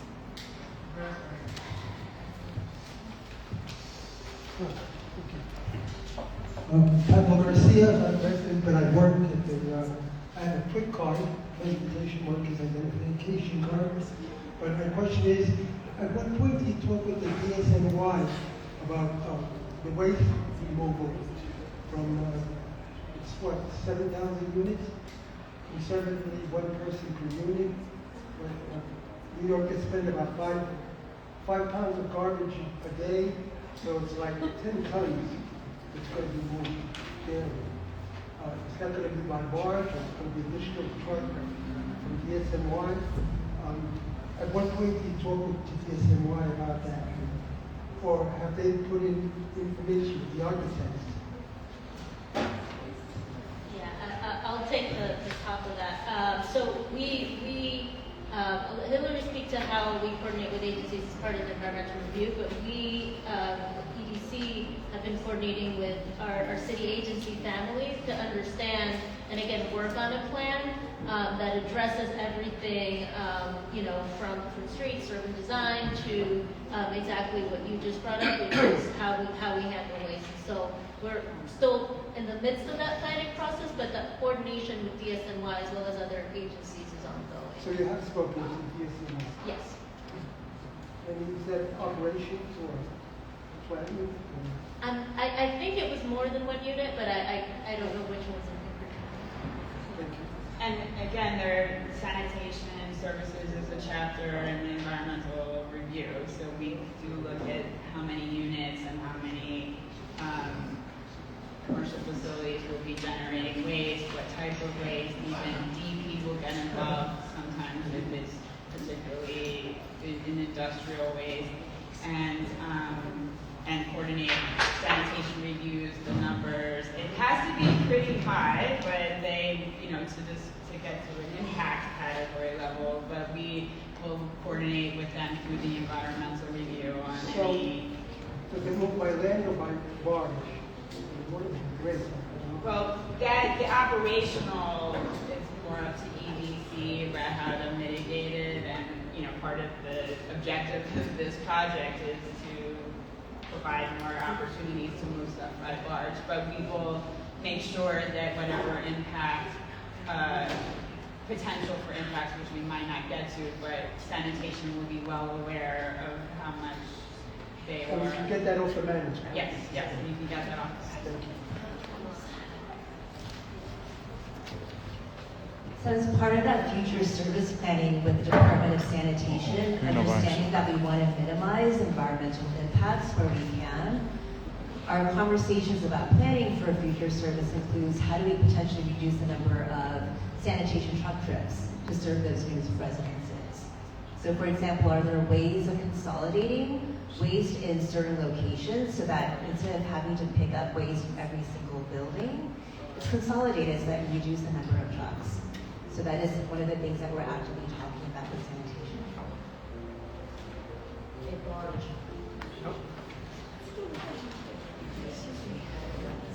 Good evening, thank you for being here.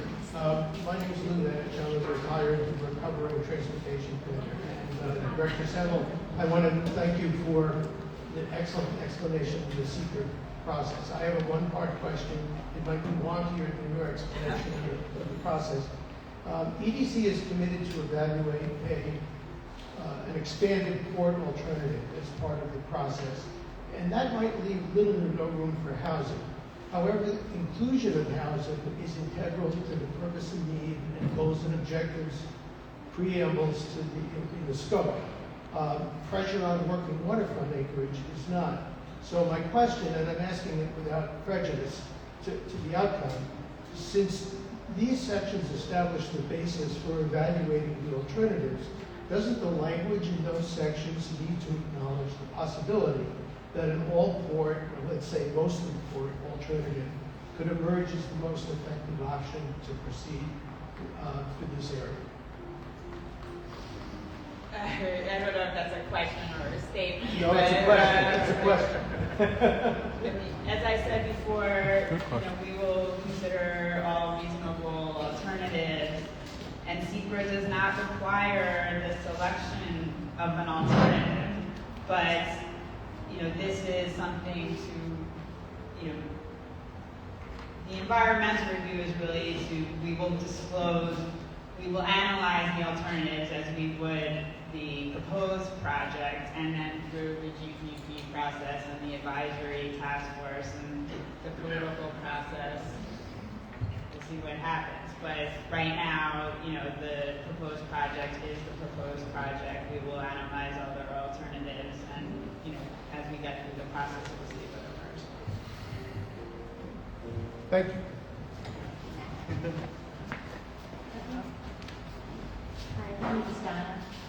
Thank you for coming tonight. And I have to say, I've been to a lot of meetings, but this felt like the first one where we were allowed to ask you about the presentation directly, like things we didn't understand or weren't clear. So I have two of those kind of questions. The first was, this slide confuses me because... Could you talk on? No, sorry. Hold it up. Hold it up like that for a second. Yeah. So this slide confuses me just because, does this now mean that 60% of the new 6,000 units will be affordable? So they'll have to build 3,600 affordable on the BMT site? Is that what that means? Okay, no? Okay. Well, that's what that says because it makes 6,000 the denominator. Okay, so, but you'll answer. Okay, and the second one is, I still don't understand this alternative plan thing because the BMT process didn't create any alternative plans. It created a final vision plan. So how can you evaluate the environmental impacts of a plan that we don't have? Or are there ones that exist and we just don't know? What? So those are my questions. Is that Why don't you go with Thanks.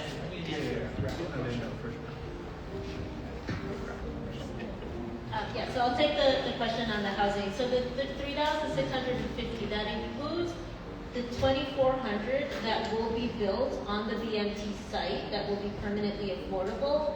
It includes units that will be receive capital improvements through the $200 million commitment that we made to NYCHA, as well as units that would either be preserved or created within CB6 with the $75 million commitment.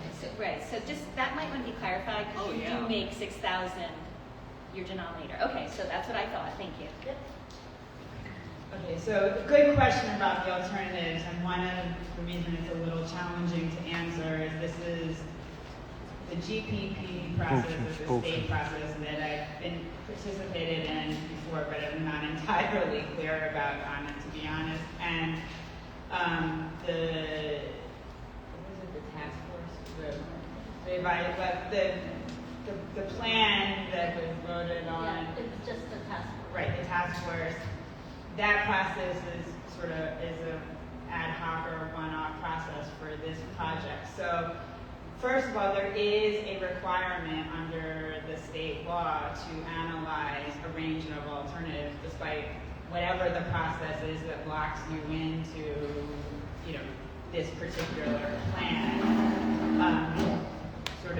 That's something we're going to work out the tension with through the process, I guess. But so we, as the lead agency, we are required to analyze, as I said, the no unmitigable impact alternative. We are required to analyze other reasonable alternatives, and that's why I said the scoping period is a good time for, if there are other plans in the community, or you have a plan, but in your... So the community has to bring them to you, the city won't create an alternative? No, the cities may create, we often do create our own alternatives, like maybe, reducing, like, I'm not talking specifically about this project, I'm talking about a hypothetical project. Let's say it's another mixed-use project somewhere that we may say there's less housing and more commercial use, or we add a venue for, like a musical venue or something. We change the project a little bit, or I'm trying to think of something more. Would that be DEC who does that? Who does that? It could be the applicant usually it's hard to explain, and that has nothing to do with this project, because it's not undergoing certain other city processes, but the city is so rigid and usually in higher amounts of design for projects that are undergoing city planning processes, not state planning processes like the GPP, that the alternatives are sort of limited to those projects, but anyone can propose an alternative and the city might consider it. We have considered in other environmental reviews alternatives that were... You didn't give room for that, though. Throughout this whole process, there was never room for alternatives. You never allowed that. In the environmental review process, there is. There may have not been in the other processes, but there is in this one. They are required. Okay, great, thank you for that, yeah.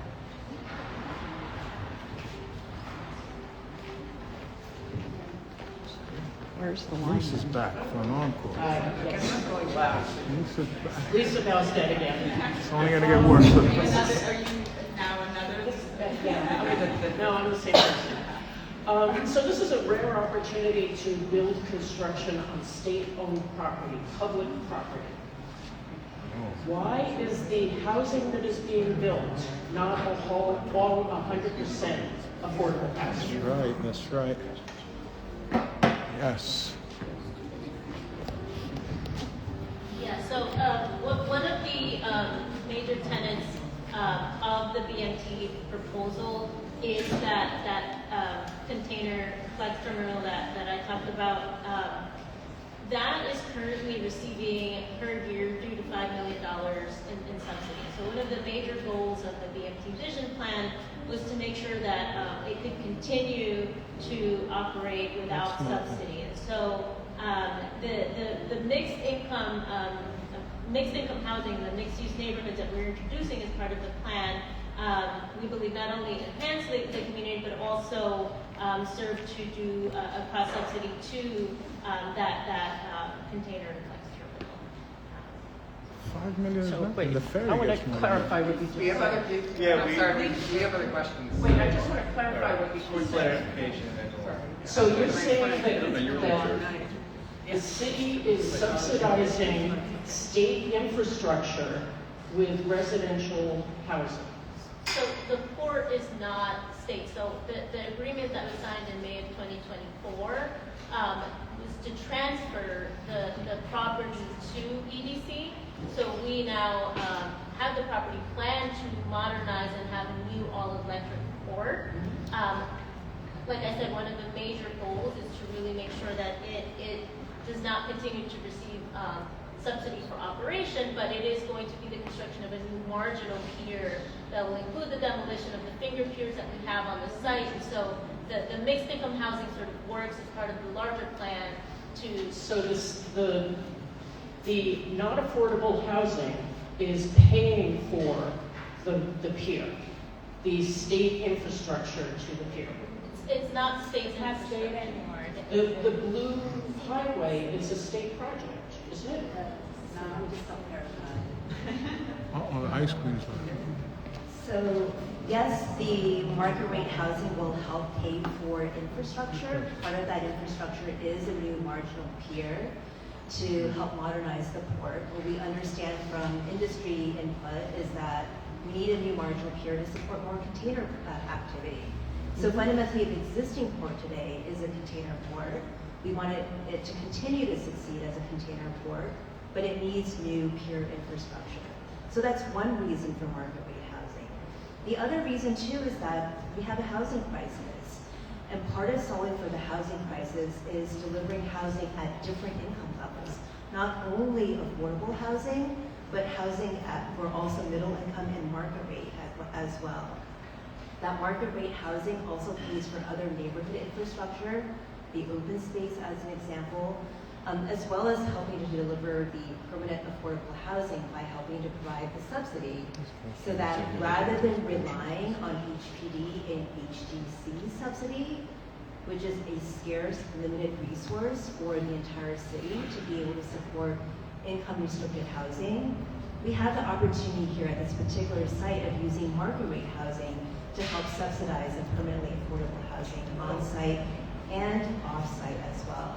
So it's solving for both the job-generating uses as land, well as though. for the housing.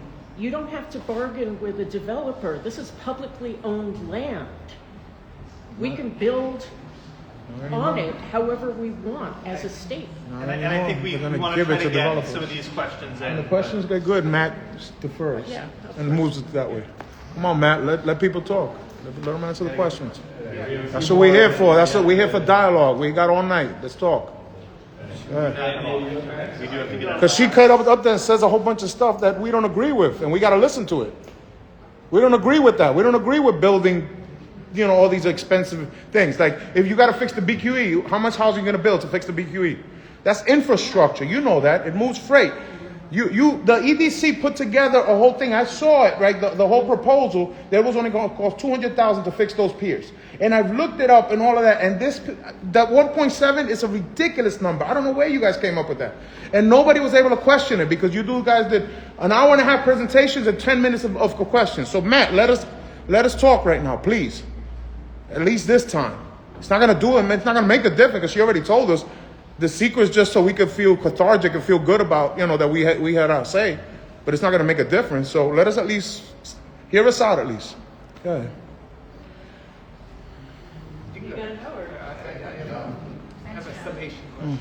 Sorry. I don't mean to interrupt.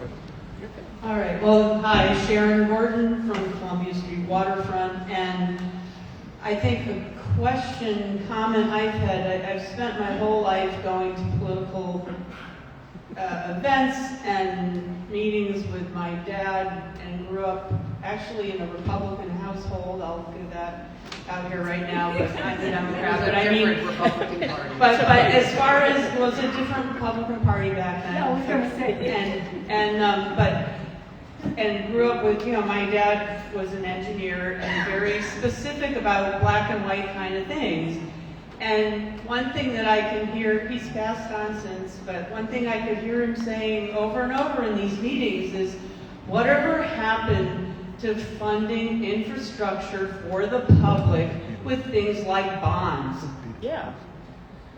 Why are we having to have, I'm all for affordable housing, so don't label me a NIMBY, which is, this kind of labeling this neighborhood right now it's very contentious, and it's unfortunate because it's made good friends maybe not such good friends, and that's a sad thing right now, I think, because we really need to work together, and hopefully people will keep coming together. But why aren't we making the emphasis on, like John said, the BQE repair, on affordable housing? Whatever happened to funding through things like bonds? Why are we, everything now in this city is this private-public model? I don't understand it.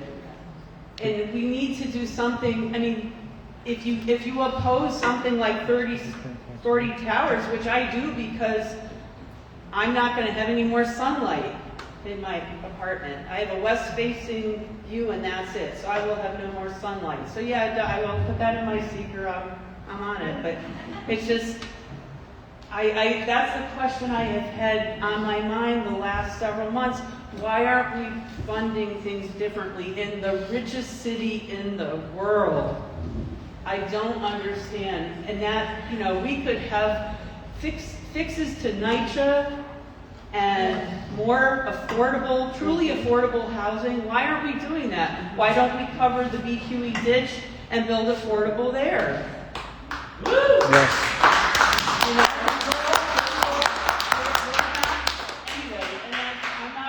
Much of a question except to say, why don't we do bonds? Why don't we do other public, financing through various things? What about all these rich people that live in this city? Then so we tax them more. We have them pay, we're paying through the nose as middle class people living in New York City. Anyway, that's my thing. And my other question very quickly, I'm not sure, and this may be just semantics, what's the difference if we have a BMT DC running this, right? But then, how does that fit in with the Empire State Development Corporation? That puzzles me. Thank you. So I'll address your question about the distinction between the Brooklyn Marine Terminal Development Corporation and Empire State Development. So the Brooklyn Marine Terminal Development Corporation is a new entity that we created with support from the task force and the elected officials, really for it to be an oversight and a governance entity, distinct from EDC. So it has a separate board. It's a 23-member board. There are mayoral appointees, gubernatorial appointees, and also, importantly, elected and community board 6 representatives on that BMTBC board. And so it will also have decision-making powers and the ability to actually enforce contracts and leases with the future port operator that will run the container port, a future port operator that runs the Brooklyn Cruise Terminal, as well as developers. And so it's a distinct and separate entity from EDC that's responsible for enforcing with developers the delivery of those commitments that we've described in the vision plan, for example. Now the Empire State Development has a role because we're taking this project through the general project plan. Right, yeah. And so it is the ESD board that ultimately will adopt the draft general project plan, and alongside at the same time the certification of the draft environmental impact statement. They will co-host with EDC public hearings that follow the publication of the draft environmental impact statement for public review and comment. And then ultimately the ESD board will take in all of the comments from that public review comment about the environmental review, about the draft general project plan. And it is the board, ESG board, that votes whether to approve this project and allow for the project to override local zoning as one of the results of that process, as well as to effectuate the transfer of property ownership the port swap that we talked about, transferring ownership of this port from the Port Authority to the city, and ownership of Helen Hook and Staten Island from the city to the Port Authority. That's a port swap. So that's the ESG board's role. What So about, maybe to put it more simply, ESG. No, I've been at all the land use meetings, and so timing. I get all that. I'm just trying to, so they're sort of working in tandem. Right, they're working in tandem, but importantly, after the ESG board has taken action and approving the GPP, the Brooklyn Marine Terminal Development Corporation, that's when it really becomes active. Then it makes decisions about the RFPs that are put out, what are the requirements that we're putting in the RFP for a port operator to ensure that the performance of that port, the Brooklyn Cruise Terminal, meets, what we've agreed with in terms of delivering the commitments.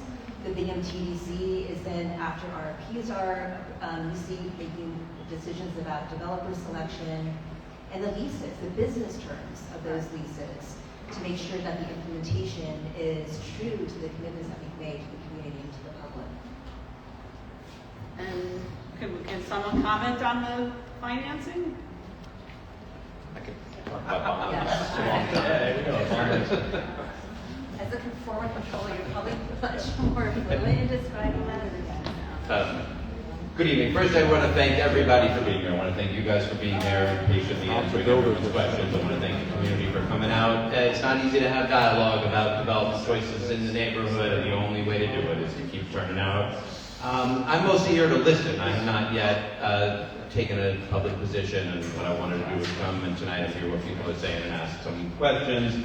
I will say a thing about bonds, just because, there you are. Because as controller, we actually issued the city's first ever social bonds, $5 billion of social bonds to build 15,000 units of permanently affordable, genuinely low-income housing.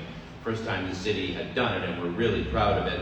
But there are real constraints on the city's bonding capacity. There's a state constitutional debt limit, and there's only about $30 billion of debt capacity there for everything, for schools and roads and infrastructure and housing subsidies, and we have a whole lot more than $30 billion worth of needs over the next period of years, and you try very hard to keep your debt service, you have to pay the debt service on your bonds below 15% of your tax revenues, and we're at about 11, so there's a little room, but there are some limits on what you can do with bonding capacity, and we could do more affordable housing with it, but we can't do unlimited infrastructure investment of affordable housing with the bonding capacity that we have. So there's choices to make, and so that's something. I'm happy to talk more about how far we could To be clear, I don't think it was affordable housing. It was bonds to finance the port. You can do both things. I mean, you can bond for infrastructure. That's largely what we do with bonds, is to pay for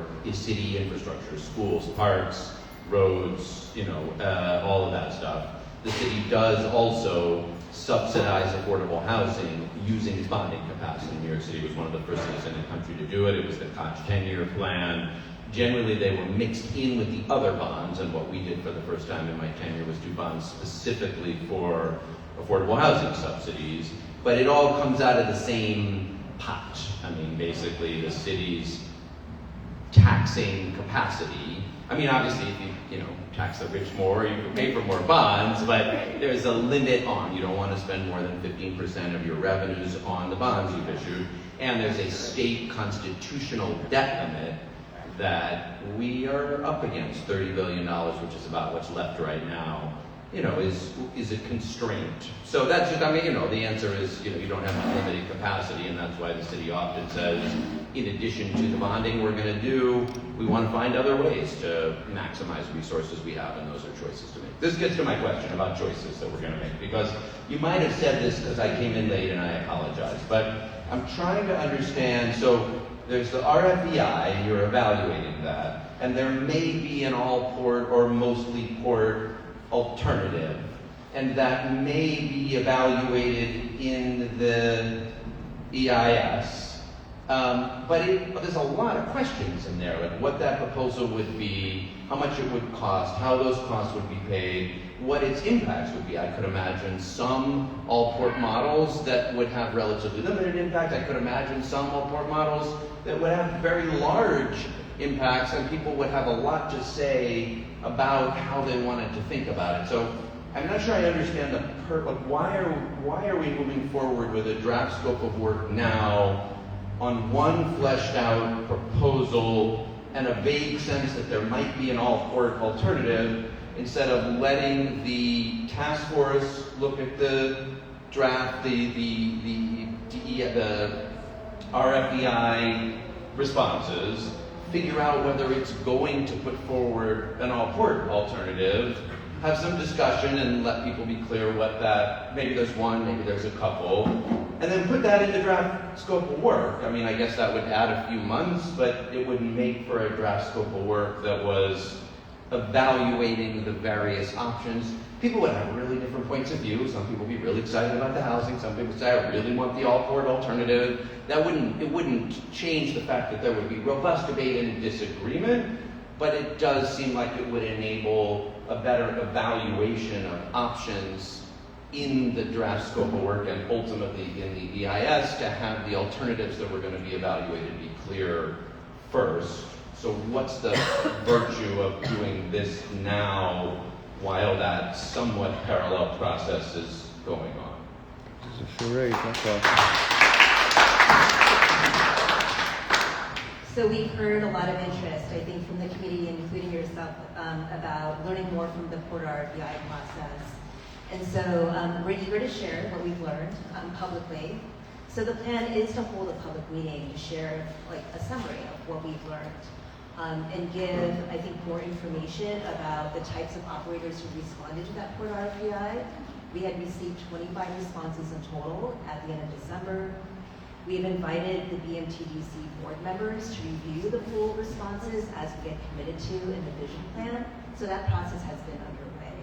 So we're hopeful that we'll have the public meeting soon. No, all that is great, but before the scoping comment period has ended, so that people have more of an understanding and have the opportunity to comment on what they hear about those Port RFEI responses before the scoping comment period ends. all that is great. I really mean this genuinely, and I'm coming in late in the meeting and midway in the process. But why not just have that done and then do the draft scope of work? I mean, I get that there's a desire to start moving, but if we're talking about some period of months, what's the virtue of hitting the start button on a process while the alternatives are still being figured out? We have the opportunity, I think, even after the scoping comment period ends, to consider alternatives that are included in the environmental review process, which would then be shared when the DIS is certified. So, it isn't as if at the end of March, it closes the door to us considering other alternatives, and they can be included, in the analysis. So is the EDC going to show the public any alternatives? Well, ultimately, MOEC will be deciding which alternatives will be studied in the EIS, and then when the draft EIS is certified and publicly released. See, but that was the whole problem with this. Why didn't you do that while the whole process? Why didn't you give us alternatives?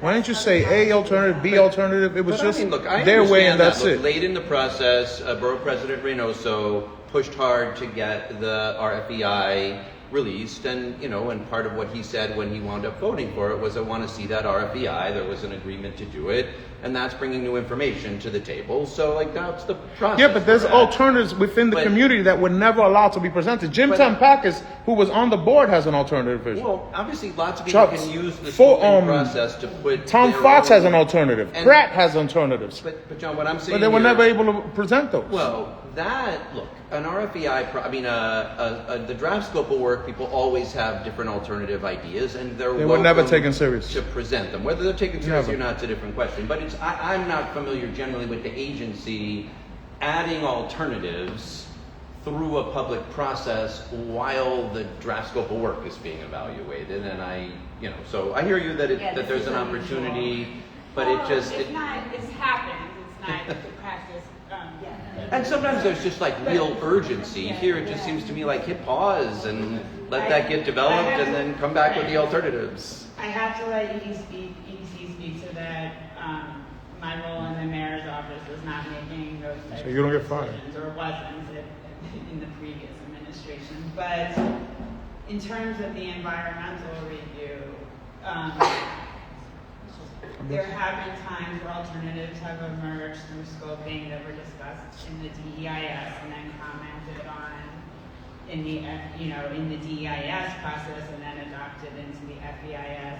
There's also, I like to, I make a lot of CEQR jokes because, that's how I get through my day, but that it never ends. There are projects, I'm not going to name, I said, I'm not naming names in this meeting, but there are, several projects in the city that I can think of at the top of my head that started an environmental review decades ago, have emerged with different alternatives. We will always analyze whatever alternative emerges. Environment, you can look at the CEQR statute, there's supplemental EISs, there's supplemental EISs. If the project changes so that it requires additional environmental review as a proposed alternative, that will be analyzed, and the public will, any potential impacts will be disclosed to the public, and the same consideration in coordinating transit with sanitation, with DEP and DOT will happen, whether, so in regards to your process, my personal opinion is that the process will still have integrity and doesn't need to be slowed down because the alternatives will still emerge through the scoping process and be considered, and even beyond the scoping process, the DEIS, the FEIS, we're all working on this together. Why are you putting us through this now when you tell us multiple times tonight that this is really not the project that's going to happen? It is the project right now, and you have to start somewhere. This is how planning and environmental review and... You've told us it's not going to be that tall. You've told us it's going to be... I mean, every time somebody had something to say about this thing, oh, that's not the one. But that's the one that I read about. And you keep changing the rules. Can I just clarify? I'm understanding though that there is no obligation to change the plan regardless of what the findings are in the environmental review. Is that Speak louder, correct? please. So you could have as many alternative plans as you choose, but this is the plan that is wanted by this group of developers. So it kind of doesn't have any land impact to have an alternative. Well, you have to mitigate impacts that the DEIS requires to be mitigated. You study a plan. If that plan creates serious impacts that require mitigation, then they're obligated to propose mitigation. You're not obligated to study particular alternatives. You're obligated to study some alternatives. Well, right, I've been here for that discussion. You are obligated to study the no unmitigable impact. You are obligated to study the no action alternative, which is nothing that happens, if nothing happens. As I said, the city is required to mitigate impacts if practical, and that's a high threshold. If we can't, practical is like, an example of impractical is having to, spend billions of dollars on something to mitigate, or it's such a small impact that's really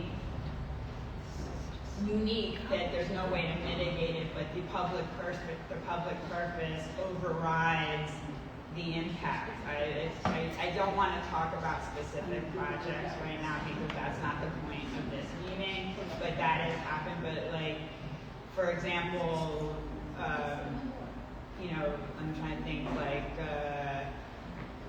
But the difference between... Okay, one second. We have people who've been waiting in line. I think this is becoming like a full free-for-all. I think we need to go off this question, get these two folks who've been waiting, and then I think we need to just keep things moving. Okay. You can join live. I just have one quick question. Lisa's back. Okay, Is there any possibility that the volume of housing that's in this plan will be dramatically reduced? No. I mean, we're talking about 6,000, it's about 2,000. Is there any possibility of that? Because that's Possibility, it's a I mean, we're, this is also a political process. Yes, it's possible, I guess. Is it? I mean, That's the main goal. I think that the environmental impact review will disclose information to the decision makers, and it's up to them. So it could happen. I don't know. I mean, anything's possible, right? You're asking if it's possible. I don't, Play the lotto, you got a better chance. I just want to say something real briefly. There are at least 50,000 vacant units Warehouse. around the city in rent-stabilized buildings. And so maybe the landlords of those buildings should be pressured into opening up those units to people that desperately need them. That's just to add a little perspective on this. The intention is we're going to take this question. Maria's up. I'm Brad Landry is here because after I finished thinking about the higher sea level rise that had been thought of before, and we look at the numbers because I've done a lot of housing development, and what you're doing from government and the not-for-profit sector, you have performance which are budgets on everything, the nails, the screws, the whatever, because things change. And so performers are living documents. And I was wondering if the Comptroller's Office, Brad, does your office get involved early in the process of huge developments like this one? And I can think of right now what the conversations of the Sunnyside Yard in Queens. We also have the rezoning of Atlantic Avenue.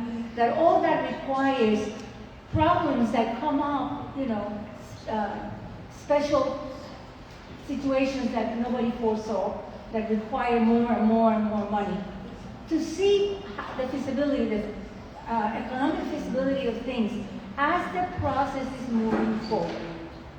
Because the money that I saw here in your presentation, up there, yeah. So too much, too little time. That money is not going to finish this project because things go up, as we know, construction specifically in a city like New York. So we're going to have to keep going back to the city, the state, the federal government. They're not very generous these days to be able to finish this and many other projects, which is unfortunate, but it is what it is. So, does the controller, maybe you can answer, no, the controller has no role in this, since they are the city's bookkeeper, the city's analyzer of numbers, the number nerds, for the city, to see what the city needs going forward, their contribution to whatever is going on. And so how taxes may have to go up, or maybe they can go down because things are looking good. Do you have like an office that is part of your outfit that is involved in looking at all these projects? Because I'm curious. I don't mean to put you against the. I'm not. Put them on the spot. Well, yeah. I'm happy to talk to you afterwards about what the controller's office does. No, because I would like people to hear. People need comfort. People are very nervous and very insecure, not just about this, about a lot of stuff. That the city as a whole, every agency that could possibly have a hand in a development like this, or Sunnyside Yards, or whatever, social services, police, fire, all of that, that we are looking at this holistically, and not just a piece of land that you could put a 30-story building and blah, blah, blah. Because the numbers, the budgets that have been estimated, just something doesn't ring for me, and I hope I'm wrong, I'll be happy to stand corrected, because those apartments, the market rate apartments, if you think you're gonna have one person, or maybe two in a one bedroom, or 2 to 3, no, because salaries cannot pay those rents. So what you're gonna have is a cadre of roommates that are gonna be living just like they did in college. They're gonna be, and we have that right now, where people, one bathroom, somebody in the living room, 2 people in the bedroom, because I know those young people, because their salaries just can't meet the reality, and that's gonna be the same. The only apartments that are gonna have the estimated number of people are the ones that are the ones that go through Housing Connect, and you have to have the process, inspections are made on a regular basis. But if you're market rate and nobody can just come and shoot your house and say, how many people are living here, you're gonna have dormitories. And so those 3 people that are projected to be using the bathroom or using showers, you're all of a sudden going to have twice the number of people. No, Okay. no, I want an opinion. I want an opinion. Is this all being talked about? Okay. Because I guess we're talking we'll let about. them respond. I'm not sure what the question is, but I think it might be around maybe our assumptions. Are we refining our assumptions about how much market rate housing will generate in terms of proceeds that can then help fund the project? I would say as we continue our planning process and we get closer to when RFPs, for example, if this project is approved by the ESD board. So we're making decisions about the RFPs that are released for mixed-use development. We'll have to assess at the market at that moment in time. How many units can we actually release onto the market? How will that impact the pace in which not only are they constructed but also sold? To be able to realize the... Oh, they're not all going to be rentals? What's your target? So there's a mix of condos as well as rentals. Okay, I didn't. So, we have to then assess the market at that moment to, make decisions about how many units are we putting an RFP for, so that we can get the response that we're looking for from developers to be able to build those units, generate the revenue that can then also pay for the subsidy for permanently affordable housing, like making all of the math work for the project. But the idea is we're not going to issue a single RFP for 6,000 units all at once, right? It's going to be phased. And we'll have to assess what the market looks like in that moment in time. Thank you. So it could go up, the number. The number of units can go up? No, we've capped it at 6,000 units. Okay, That's the all right. So I want to hear it again. That's it. more units. Okay. Okay, I think I have a question that kind of will sum up the questions. I think about the process. I'll just say that the EDC is still aware of the letters I've written and the analysis I've done on the financial model, so happy to speak to anybody about it. But I just want to clarify the time frame now on this process, right? Because, so right now, and it goes to what Brad was talking about. So my understanding is the book closes on the written commentary on March 31st, according to the current schedule, right? And I think there's a statutory period for completing responses to comments and finalizing statement of work. Is it 90 days? Yeah, it's a little wonky because there's a sort of a disconnect between the CEQR rules and the CEQR rules, but okay. Typically it's not considered as much of a requirement, but we aim for that. Okay. And then if there's another process Honestly, that I don't think she breathes. preempts the Is she breathing? CEQR process, that process, the CEQR rules allow that preemption, and so I have to look at how that She blinks every once in a while. coincides Does with she the breathe? But the next step is that the DEIS will be released. right. So and the final score. Okay. And then that's an important question. So again, my understanding was you have to finalize the statement of work before you start the EIS. Is that true? Or is the EIS No. You start the EIS. Okay. Because I know one thing I did see in the EDC presentation was an update to the where we are slide from the October 25th. Okay. And I was curious about that because at that point that's when the comment period was ending December 11th. And I think, and it had basically EIS process finishing during 2026, which I think is, my understanding, kind of optimistic because my understanding is projects like this, the EIS process can take a while. Anyway, actually, our cycle times, I said that we were the first, New York City is the first New York State municipality to have guidance on doing the disadvantaged community criteria. So I know that there's state legislation to cap EISs to 2 years, but I'm proud to say that in the last 3 years there has only been one EIS at a city that took longer than 2 years, and we usually, our cycle time is usually, I think, our 10 months to 1.5 years, so we're doing better than the federal government even. So, and so that is one of the reasons, yes, schedules can slip a little bit, but I feel confident that we can deliver an EIS. Okay, and so you're saying the EIS process has started? Well, they measure from when the proposed state legislation measures from when environmental assessment with a positive declaration, which triggers the EIS process, is released. So that's when the draft scope, the notice for the scope meeting. So so that goes back to September 24th, I think. Yes, until the FEIS is done. Okay. And then, because I remember the slide from October 25th really showed the GPP being finalized and approved by the end of this year. Yeah, that's not the, it's not my